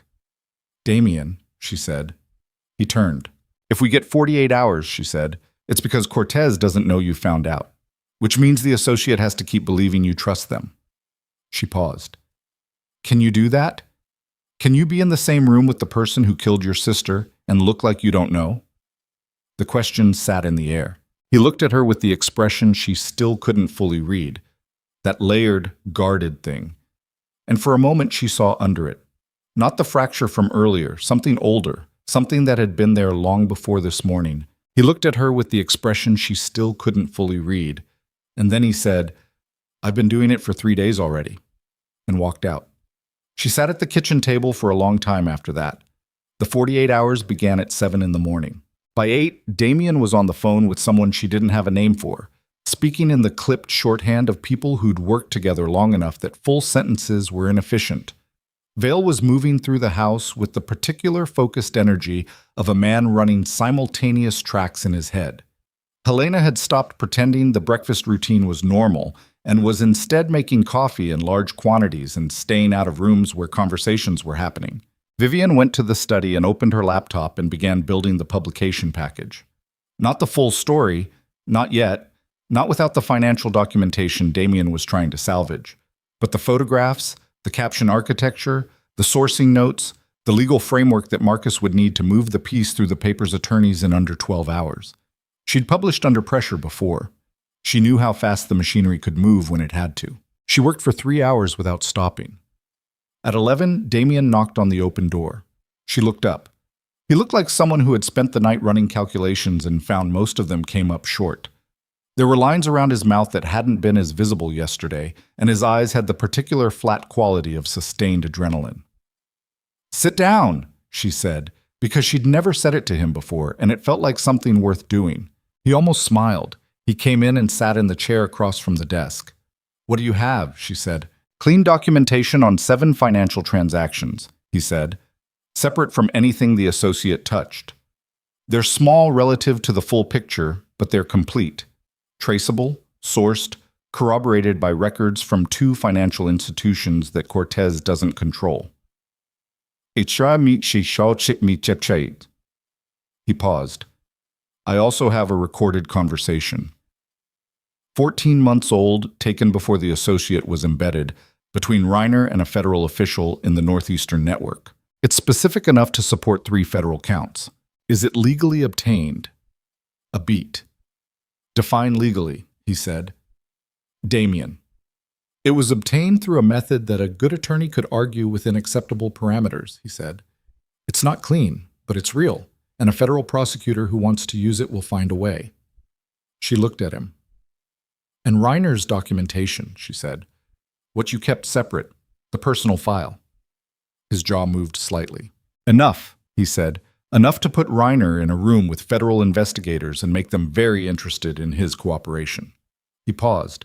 "Which means his testimony, if he decides to cooperate in exchange for a deal, fills the gaps in everything else. He'd give up Cortez to save himself." "Reiner is a practical man," Damien said. "He made a transaction 4 years ago to save himself. He'll make another one." Something in the way he said it, the absolute cold of it, made her look at him directly. "Can you accept that?" she said. "Reiner getting a deal, reduced sentence, protection." He held her gaze. "I can accept Cortez destroyed," he said. "The order of what happens to Reiner after that is a separate question." She held his gaze. "I'm going to need you to be more specific," she said. "I'm not going to kill him," he said flatly. "If that's what you're asking, it's part of what I'm asking." "The rest of what you're asking," he said, "is whether I can watch him walk into a courthouse and testify and walk out with reduced charges and a new identity somewhere. And the honest answer is that I don't know. But I know that right now, today, it's the only path that ends Cortez's network completely and doesn't end both of us in the process." He paused. "So I'll do it." She looked at him for a moment. Then she looked back at her screen. "I need to call Marcus," she said. "Not the 1 call per week arrangement, a real call, full brief, everything he needs to prep the legal team." "Yes," Damien said. "Use the landline in my study. It's cleaner." She looked up. "You're not going to negotiate the terms," she said. "No," he said. "We're past negotiating terms." She nodded. She called Marcus at 11:40. He picked up on the first ring. She talked for 22 minutes. She told him everything that mattered. The photographs, the framework she'd built, the financial documentation Damien was transferring to a secure server, the recorded conversation, Reiner's role, and his likely path to cooperation. She told him about the associate and the compromised case and the fact that Cortez knew more than he should about all of it. She told him they needed to be ready to publish within a 48-hour window and that when the window opened, it would open fast. Marcus was quiet for a long time after she finished. "Vivian," he said. "I know," she said. "I know," she said. Can you do it? Another pause. The legal team will need 6 hours minimum, he said, from the moment I give them the full package. You'll have it by tonight, she said. And you're... He stopped. You're safe. Yes, she said. The man you're with is complicated, she said, and keeping me alive, in that order. A beat. All right, Marcus said. I'll have everyone ready. Don't tell anyone what's coming, she said, not until you have the package in hand. I know how to do this. I know you do, she said. That's why I called you first and ran second. He made a sound that was almost a laugh. She ended the call. She sat for a moment in Damien's study with the landline in her hand and the afternoon light falling across his desk, the file, the glass, the particular geometry of a workspace that belonged to someone who thought in straight lines even when everything around him wasn't. Then her phone buzzed. Vale, text only. Need you downstairs now. The tone of it, even in 4 words, was wrong. She went downstairs fast. Vale was in the kitchen. Damien was already there, standing, jacket on, and the quality of the room was the quality of rooms where something has just changed the weight of the air. What? She said. Reiner moved, Vale said. 40 minutes ago. He's not where we had him tracked. He made the associate, Damien said. He wasn't looking at Vale. He was looking at the table. Somehow he figured out we know. The associate tipped him. We don't know that for... Vale started. He moved 40 minutes after I pulled the clean files, Damien said. He knows. The kitchen was very quiet. Where's he going? Vivian said. Vale's phone buzzed. He looked at it. His face did something. Vale, Damien said. He's not going anywhere, Vale said. He's already there. He looked up. He's at Marcus Hale's building. The floor tilted slightly under her. She grabbed the counter. How? She said. The word came out thin. How does he... The associate, Damien said. He was already moving toward the door. The phone call this morning, the landline, was clean, Vale said. I checked. It was clean from outside, Damien said. If someone inside the house... He stopped. They all 3 stopped. The word inside sat in the room. Vivian looked at Vale. Vale looked at Damien. And Damien turned very slowly and looked at the kitchen doorway. The hallway beyond it. The house around them. The house that had been, for 31 days, the assumed safe perimeter. Who else is in the building? Damien said. His voice had gone very quiet. Myself, you, Miss Mercer, Helena. Where's Helena? Damien said. Vale pulled out his phone. They went through the house fast. Not running. Moving with the controlled speed of people who understood that running announced things. The sitting room empty. The dining room empty. The basement door standing open, which it shouldn't have been. Damien went down the stairs first. The room with the camera case was undisturbed. The dehumidifier running. The shelf of photographs still arranged as it had been. But Helena's phone was on the floor beside the washing machine, screen cracked, face up, and the back door that opened onto the narrow utility corridor behind the house was ajar by about 3 inches with the cold air coming through. Vivian felt the cold move through her that had nothing to do with the door. She was the associate, she said. The sentence sat there, not a question. Damien stood looking at the open door with his hands at his sides and his face doing the thing it had done this morning in the kitchen. That structural fracture, moving under the surface. She's been here since before Lily, he said. Quiet. She was already... He stopped. Vale was on his phone. I need 2 cars and 4 bodies at this address in under 10 minutes, Vale said into it, moving back toward the stairs. And someone at Marcus Hale's location at 116 East 67th. Now, move. Damien turned from the open door. Whatever the fracture had been, it was gone now. What replaced it was something she'd seen the edge of, but never the full thing. The complete operating version of whoever Damien Vescari was when he stopped being careful about what he showed. Get your laptop and the camera, he said to Vivian. Everything you need to publish. 2 minutes. Marcus, Vale's people are already moving, he said. 2 minutes. She went. She took the stairs faster than she'd ever taken anything in this house, and she was in the study in 30 seconds, pulling the laptop into the bag, the notebooks, the charger, And then she was in her room grabbing the camera case and the burner phone Vale had given her and the notebook from beside the bed. And she did it in 1 minute and 40 seconds because her body had moved into the specific operational mode that fear sometimes produced. Not the paralyzed kind of fear, the clarifying kind. Damien was in the hallway when she came out. He looked at the bag. "Good," he said. They went out through the front. 2 cars had arrived, black, different from the one she'd ridden in that first night, the kind of different that meant they'd been kept separate from the house's regular rotation. She got in the second car with Vale. Damien got in the first. "We're going to the city," Vale said. "Separate routes." "Marcus, our people are at his building," Vale said. "He's being moved to a secondary location. He's fine." "Is he fine, or do you think he's fine?" Vale looked at her. "Our people confirmed visual on him 4 minutes ago," he said. "He is fine," she breathed. The city came toward them as the car moved through the morning, the lake disappearing behind them, the skyline assembling itself out of distance. Vivian held the camera bag on her lap and thought about Helena Ross making coffee and saying warm tea first, everything else after on the first night, and the particular quality of purposeful calm she'd attributed to someone who managed chaos on behalf of other people, and how that quality looked exactly the same whether the person was genuinely there to help or specifically positioned to watch. 31 days. She thought about every conversation, every phone call, everything said in the kitchen, in the study, in the hallway, what Helena would have heard, what she'd have been able to access, to relay, to shape. The camera case in her lap felt very heavy. They reached the city at 2 in the afternoon. The secondary location Vale had designated was a floor of a building in the financial district that had the particular anonymous quality of corporate temporary space.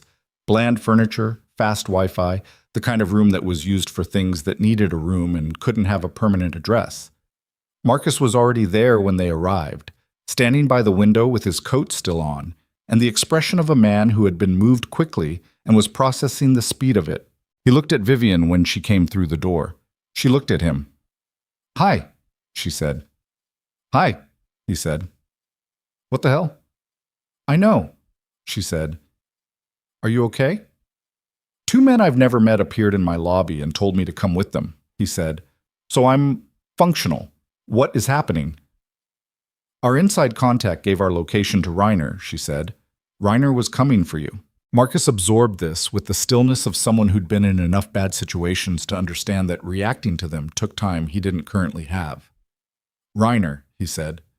"Cortez's operations director," she said. "He runs the U.S. network.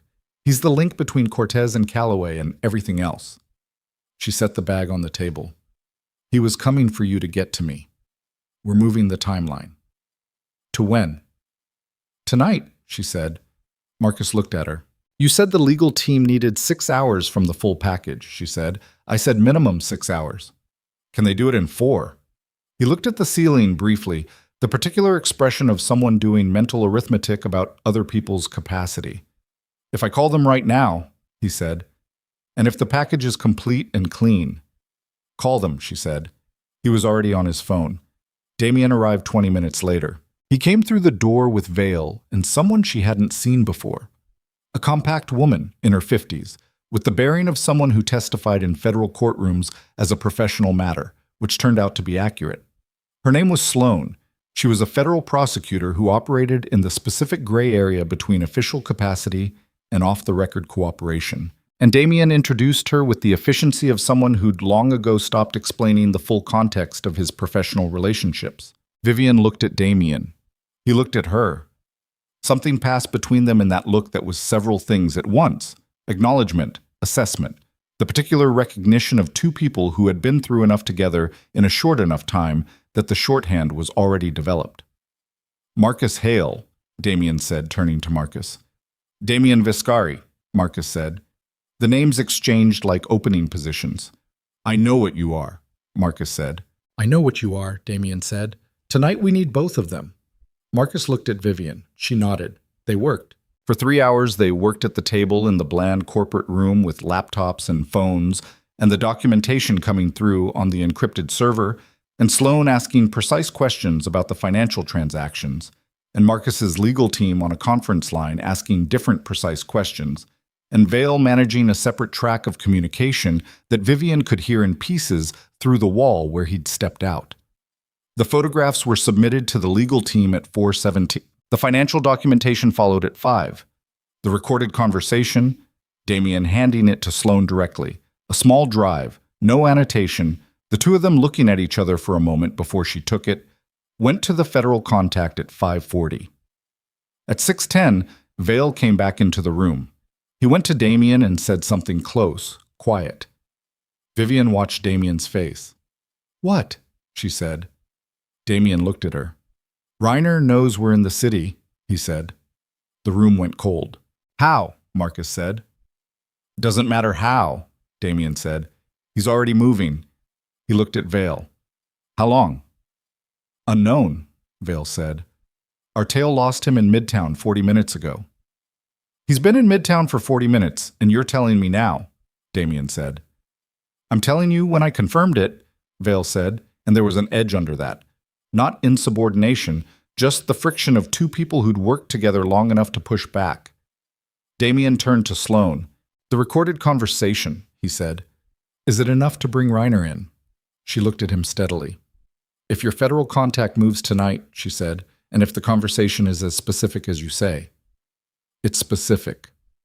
"Then yes," she said, "but Reiner will run the moment he knows there's a warrant in process. If he gets out of the country, he won't," Damien said. He looked at Vale. "Make the call.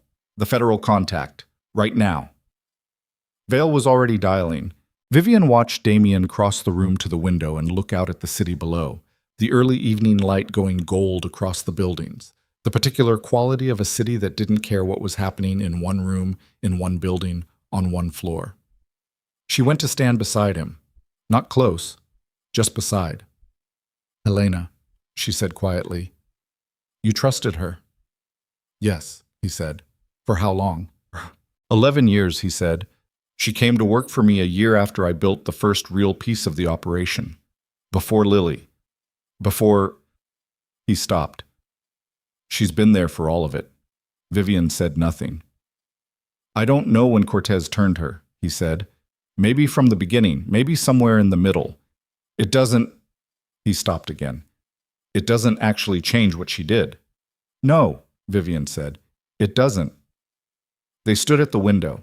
"When this publishes," she said, "and when the federal piece moves, what happens to you?" He looked at the city.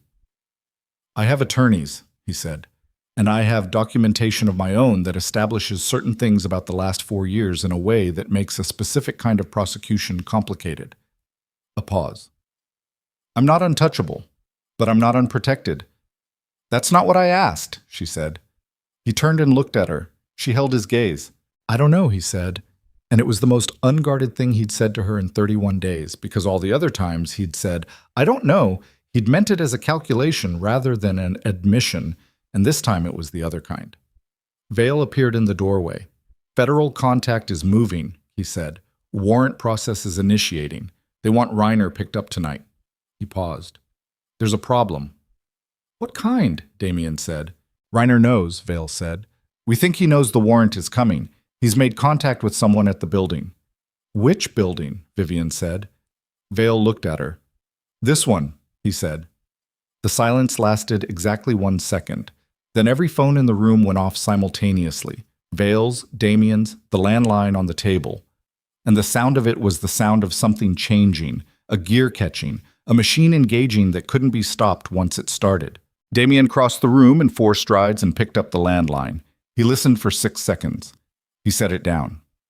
He looked at Vale, and what passed between them in that look was the specific communication of 2 men who had planned for bad versions of things and were now in a worse one. "He's in the building," Damien said. Vivian's chest locked. "Marcus," she said. She turned to where Marcus had been standing, and he was already moving, reaching for his bag. The instinct of a man who'd been in enough situations to know when the room was about to become the wrong place to be. "The stairwell on the north side," Vale said, pulling his jacket open to check something at his belt. 17 floors down, exit onto 48th. There's a car waiting." "Go," Damien said to Vivian. "What about—" "Go," he said. She looked at him. He looked at her, And in his face was the thing she'd seen forming for 31 days, the thing that had been building under all the careful neutrality and the measured sentences and the precise parceling of information, something that was past professional and past the specific mathematics of a deal and past even what had happened between them over 3 weeks of proximity and shared danger, something that was just there, visible, whether he'd intended it to be or not. "Come with us," she said. "I can't," he said. "I need to know where Reiner is in this building, and I need to be between him and you until the federal team arrives." He paused. "Vale will get you out." Damien. Vivian. Her name in his mouth, the first time he'd used it, and the weight of it was different from Miss Mercer, in the way that the difference between those two things meant something she didn't have time to examine. "Go." She went. The stairwell was cold and concrete, and their footsteps echoed in a way that felt dangerous, the sound bouncing off the walls and coming back wrong. Vale was in front, Marcus behind her, 17 flights of stairs going down in the particular unreality of emergency movement, the body on automatic while the mind kept pulling back toward the floor they'd left. Damien alone in that room. Reiner somewhere in the building, the warrant in process but not yet executed. The window between those two things was the size of a mistake. She hit the 14th floor landing and stopped. "Keep moving," Vale said, not turning around. "The photographs," she said. "Marcus, do you have everything?" "Everything is on 3 devices and a cloud server," Marcus said. "Keep moving." She kept moving. 9th floor. The sound of a door somewhere above them. She couldn't tell how far. The acoustics were wrong. And Vale's hand came up in a gesture that meant stop, and they stopped on the landing, breathing, the sound of the door fading or maybe not fading. 10 seconds. Vale's hand dropped. They kept moving. Ground floor. The door to the exit, a push bar. The cold air of 48th Street hitting her like something solid. A black car at the curb, engine running, a driver who didn't turn around. Vale had her arm. Not rough, just directional. And then she was in the car and Marcus was beside her and the door closed and the car started moving. She looked out the back window. The building's entrance behind them. The lobby lights. No sign of anything wrong from the outside. Just a building, just a street, just the city going about its business in the early dark. Her phone buzzed. Unknown number. She answered it. Static. Then, "Ms. Mercer?" A voice she didn't recognize, male, measured, with the particular quality of someone who is accustomed to being the calmest person in whatever situation they were in. "My name is Reiner." The car kept moving. She said nothing. "I want you to tell your driver to stop the car," Reiner said. "And I want you to tell Mr. Hale to give me the drive with the financial documentation. And then I want you to listen very carefully to what I'm going to offer you in exchange for those 2 things." Marcus was looking at her. Vale in the passenger seat was already on his own phone. She looked out the window. "Where's Damien?" she said. A pause. "Mr. Vescari is currently indisposed," Reiner said. The cold moved through her. "What does that mean?" she said. "It means," Reiner said, "that you should stop the car." And in the background, behind his voice, she heard something that stopped her breath entirely. A sound she couldn't misidentify because it was the kind of sound that was specific and unmistakable, and once you'd heard it, you never heard anything else the same way again. It was Damien's voice. One word, spoken through what sounded like effort. One word. Through the phone, through the static, through the distance between wherever Reiner was holding him and the back seat of a moving car on 48th Street. One word in Damien's voice, spoken the way you spoke when speaking, cost something physical. Don't. She knew immediately what it meant. Not "don't stop the car," not a tactical instruction. It was the other kind. The kind that came from someone who understood exactly what was being offered and exactly what accepting it would cost and had made a calculation in the half-second available to him. "Don't trade yourself for me." The car kept moving. Reiner's voice came back on the line, smooth and patient, the voice of a man who believed he had time. "Miss Mercer," he said. "I heard him," she said. "Then you understand the situation." "I understand," she said, "that you're in a building that has federal personnel arriving within the next 20 minutes, and you've chosen to use whatever leverage you have right now instead of running, which means you're either very confident or very desperate, and I don't think you're desperate. A pause. You're perceptive, Reiner said. I'm a journalist, she said. Tell me what you actually want. Vale had turned in the passenger seat and was watching her with an expression that was simultaneously assessing and restraining. The expression of a man who wanted to take the phone and couldn't. The drive, Reiner said. The financial documentation and the recorded conversation. Those two items delivered to a location I specify. And Vescari walks out of this building with no further complications. And the photographs, she said. Keep them, he said. Calloway is expendable. The senator was always a liability. Cortez will manage that exposure. What he can't manage is the financial documentation and the recording. Those disappear, and the federal case becomes circumstantial. She looked at Marcus. Marcus looked back at her with the expression of a man listening very carefully to a negotiation and calculating its mathematics. She covered the phone. How many copies, she said quietly. Of the documentation, Marcus said, equally quiet. 4 separate locations. Cloud server, 2 physical drives, the legal team's secure server. She uncovered the phone. You know I'm not the only person with those files, she said to Reiner. I know, he said. But you're the person whose cooperation I'm asking for tonight. The rest of it I'll manage separately. You mean you'll run, she said. After. Once you have what you need from me. A pause. The location I'm giving you, he said. You have 10 minutes. She looked out the window. The city moved past, indifferent and enormous. The way cities were when the things happening inside them were private and desperate and had no relationship to the scale of everything else. She thought about Damien in that building. One word through static. The cost of saying it. She thought about Lily Vescari, 24 years old, and a transaction made 4 years ago by the man currently on the phone, information exchanged for personal safety.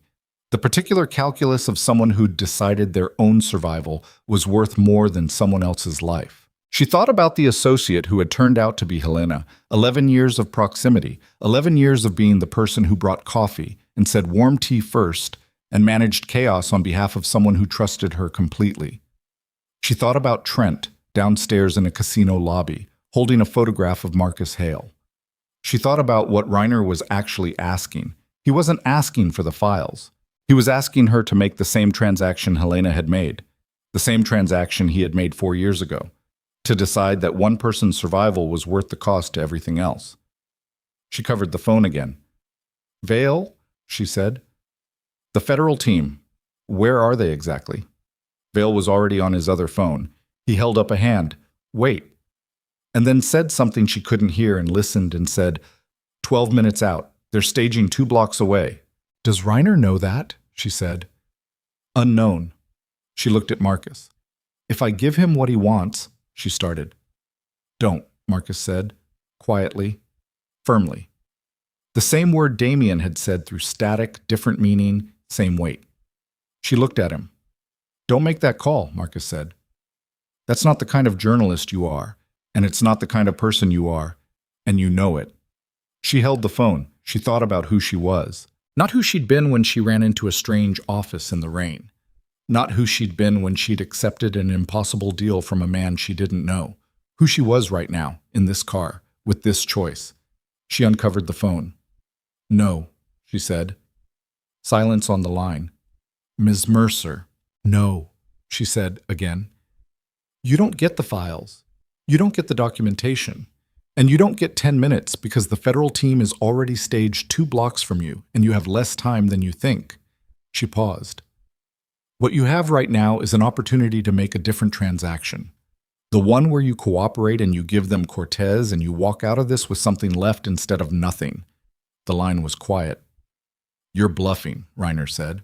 I've spent 11 months building a case against people who were certain I was bluffing, she said. Ask the senator how that worked out. She ended the call. The car was silent.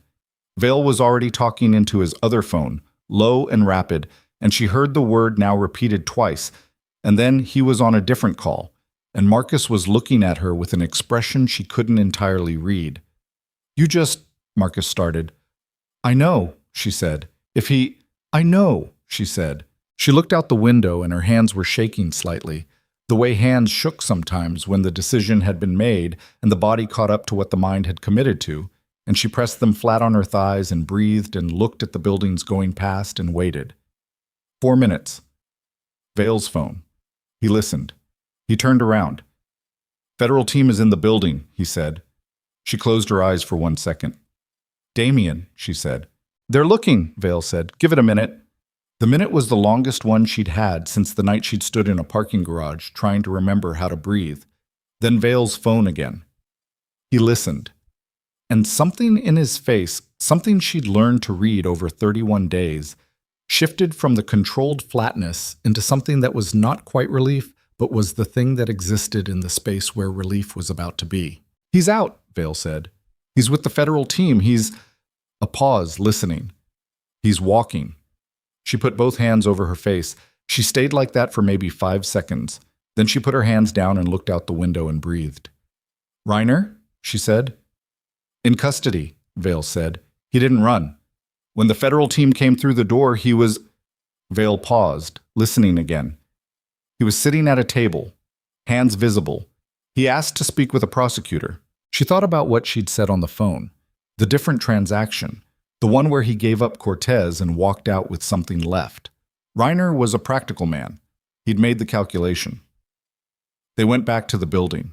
Damien was in the lobby when they arrived, sitting in a chair near the security desk with 2 federal agents standing nearby and his jacket gone and a cut along his left cheekbone that had dried dark and a particular quality to the way he was sitting, very still, very upright, the posture of a man managing something physical. He saw her come through the door. She crossed the lobby. She stopped in front of him and looked at the cut on his face and the way he was holding his left side slightly and the careful nature of his breathing. "How bad?" she said. "Manageable," he said. "That's not a medical assessment." "2 ribs," he said. "Possibly. The cut is nothing." He looked at her. "You didn't stop the car." "No," she said. He held her gaze. "He had me," Damien said, not complaining, just stating the architecture of what had happened. "He had enough leverage that you could have—" "I know what I could have done," she said. He was quiet. "You said don't," she said. I listened. Something moved in his face. Deep, tectonic. The kind of shift that didn't happen on the surface but changed everything beneath it. She watched it happen and didn't look away. "Vivian," he said. "Don't," she said. "Not right now. Later. When all of this is later." He nodded. She sat down in the chair next to his, and they sat in the lobby while federal agents moved through the building above them, and Vale talked to people in suits, and Marcus was on the phone with the legal team, and the city went on outside the glass doors completely unchanged, because cities didn't change when the things inside them resolved. They just kept going. After a while, Damien reached over and put his hand over hers. She turned her hand over and held it. They sat like that until the federal team came back down.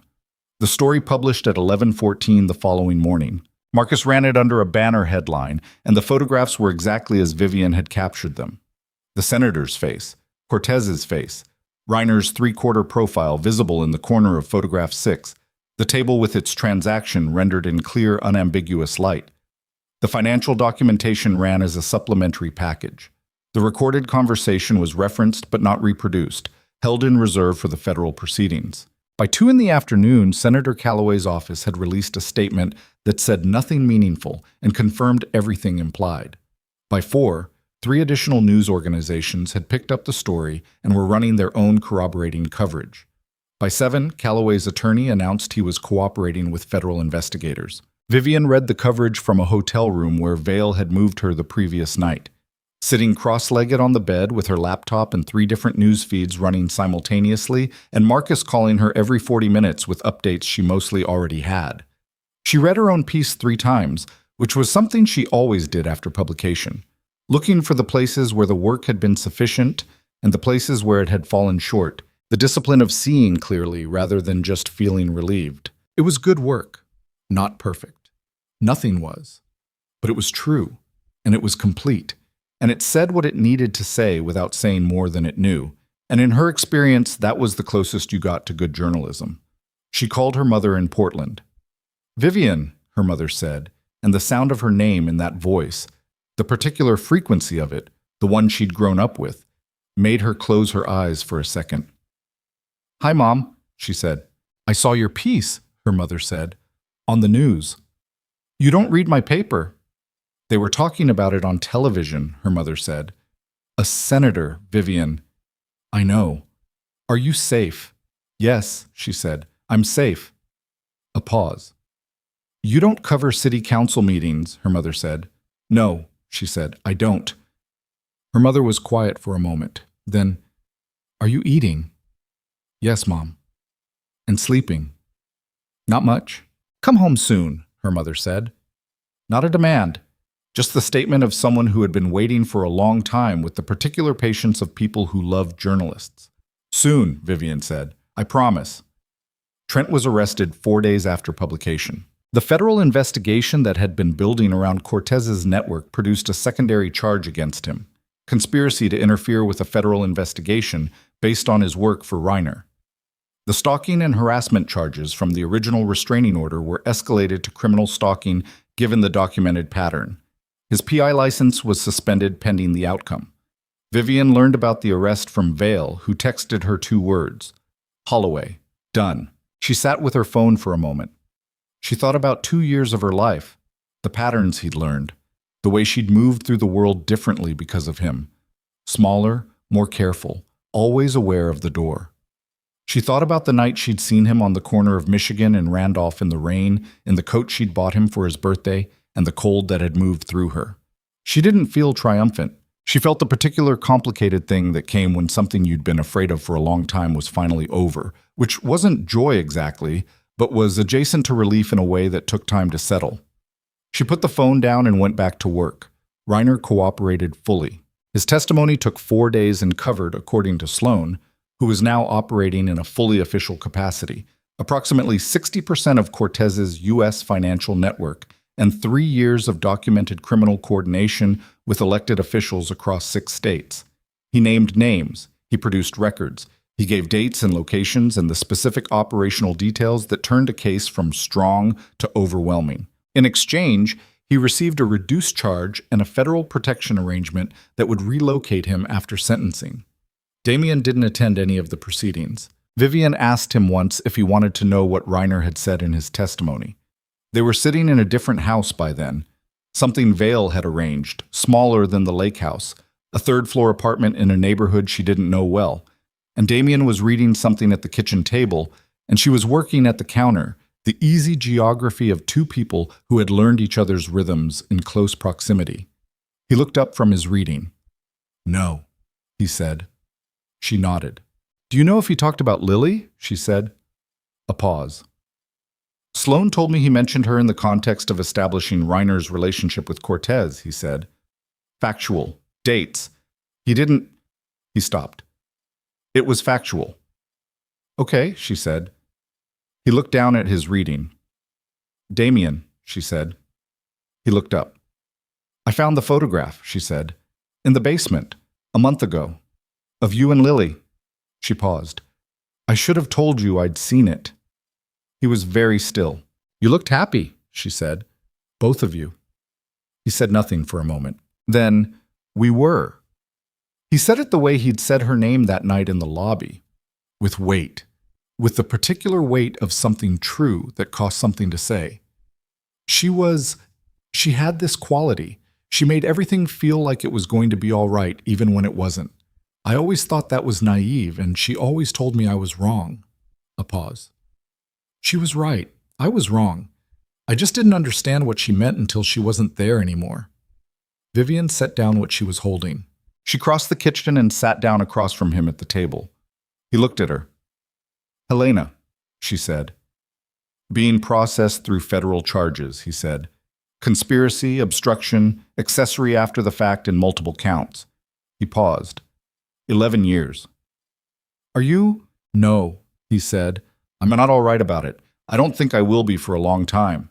He looked at his hands on the table. "She was the person who, when Lily died, she was the person who kept the house running when I couldn't. I thought she was—" He stopped. "I don't know who she actually was. I don't know how much of 11 years was real." Vivian looked at him. Some of it, she said. He looked up. People aren't one thing, she said. She might have been working against you and also, in whatever complicated way people manage contradictions, also genuinely have been the person who kept the house running when you couldn't. Both of those things can be true at once. He held her gaze. That's a generous position, he said. It's an accurate one, she said. I've been in this business long enough to know that people who do terrible things are almost never only terrible. It doesn't excuse anything. It's what's real. He was quiet for a long moment. You're very honest, he said. I'm a journalist, she said. It's a professional deformation. He almost smiled.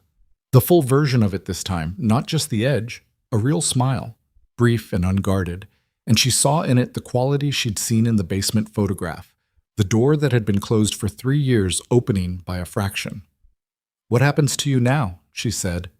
The legal situation. My attorney has been managing it, he said. The financial documentation I turned over and my cooperation in the federal case creates a complex picture. I'm not immune from scrutiny, but I'm not currently facing charges and my attorney believes the cooperation credit will hold. He paused. I'm also in the process of restructuring. Legitimately. It takes time and it's not simple, but you're doing it, she said. Yes, he said. Because of Cortez, she said. Because of what happened to Lily. Not because of Lily, he said. And because of... He stopped. He looked at her directly. Because some things become untenable. You look at what the world you're operating in actually costs, and you make a calculation. He paused. The calculation changed. She looked at him. When? She said. He held her gaze. Sometime around the 3rd week, he said, approximately. She breathed. Outside the apartment window, the city was going about its business in the particular way of cities in early winter. Gray and purposeful, people moving fast against the cold, the light going early. She'd always loved this time of year in cities. The quality of the light, the way everything seemed more vivid against the gray. I accepted a position, she said. Marcus told me about it 2 days ago. A paper in Washington. Investigative desk. She paused. It's the position I've wanted for a long time. Damien was very still. Washington, he said. Yes. He said nothing. I haven't accepted yet, she said. I told Marcus I needed a few days. He looked at her. You should accept it, he said. It's what you've worked for. I know, she said. Vivian, I know, she said again. I'm going to accept it. She held his gaze. I just wanted you to know before I did. He looked at her for a long moment. Then he reached across the table, the same gesture as the lobby. Hand over hers, the warmth of it, the particular weight of a person who didn't touch lightly reaching for you anyway. The city you're going to, he said, is 400 miles from the city I'm restructuring in. I'm aware of geography, she said. I have business in Washington, he said. Legitimate business. Increasing amounts of it given the restructuring. She looked at him. That's a very Damien Viscari way to say something, she said. I'm aware, he said. She turned her hand over under his. Okay, she said. He looked at their hands on the table. Okay, he said. She accepted the position the following morning. The months that followed were not simple. Nothing that had been broken in the process of all of this was simple to rebuild.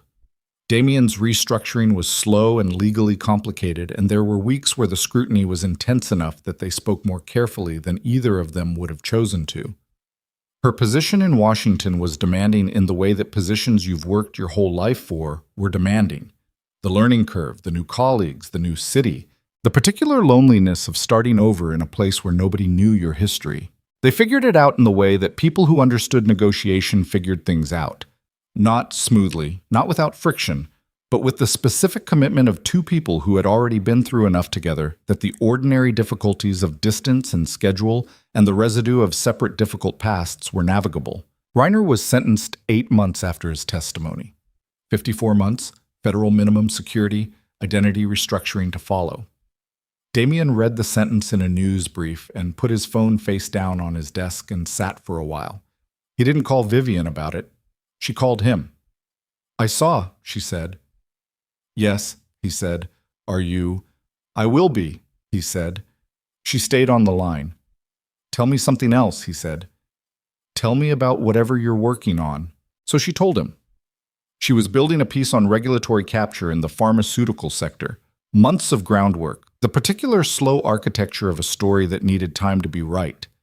She talked about it the way she talked about work when she was deep in it, with the specific energy of someone who loved what they did, even the parts that were difficult, even the parts that made her eat lunch at her desk and lose track of evenings. He listened. She could hear him listening, the quality of it. You love it, he said when she paused. The work? Yes, she said. Always. I know, he said. I knew that about you the first night. A pause.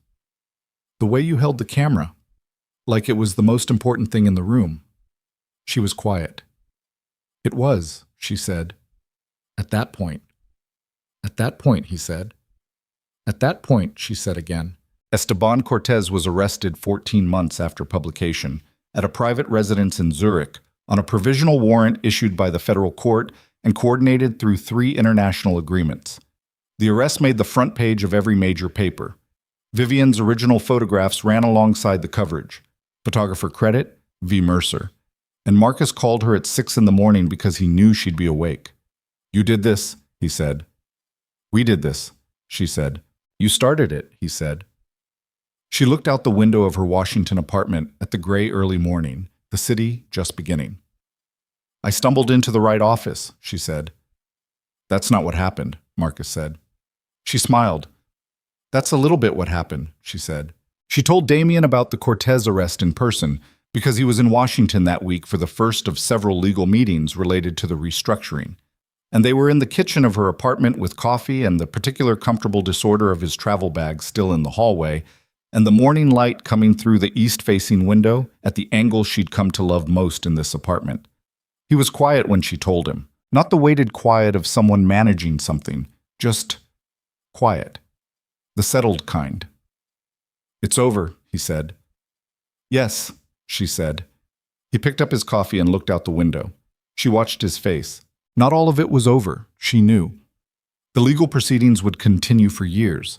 The restructuring would take time. The things that had been done to Lily wouldn't be undone by a warrant served in Zurich. The things Damien had been, and the things she'd been through, and the ways both of them had been changed by all of it. Those weren't things that resolved cleanly because the external situation had. But she also knew that the weight she'd seen him carrying since the first night, the specific weight of a man who'd been holding a door shut for 3 years against something he was afraid to look at directly, had shifted. Not gone, but different. The way weight became different when you stopped carrying it alone. He turned from the window. He looked at her with the expression that was no longer unreadable to her. She'd learned it, all the layers of it.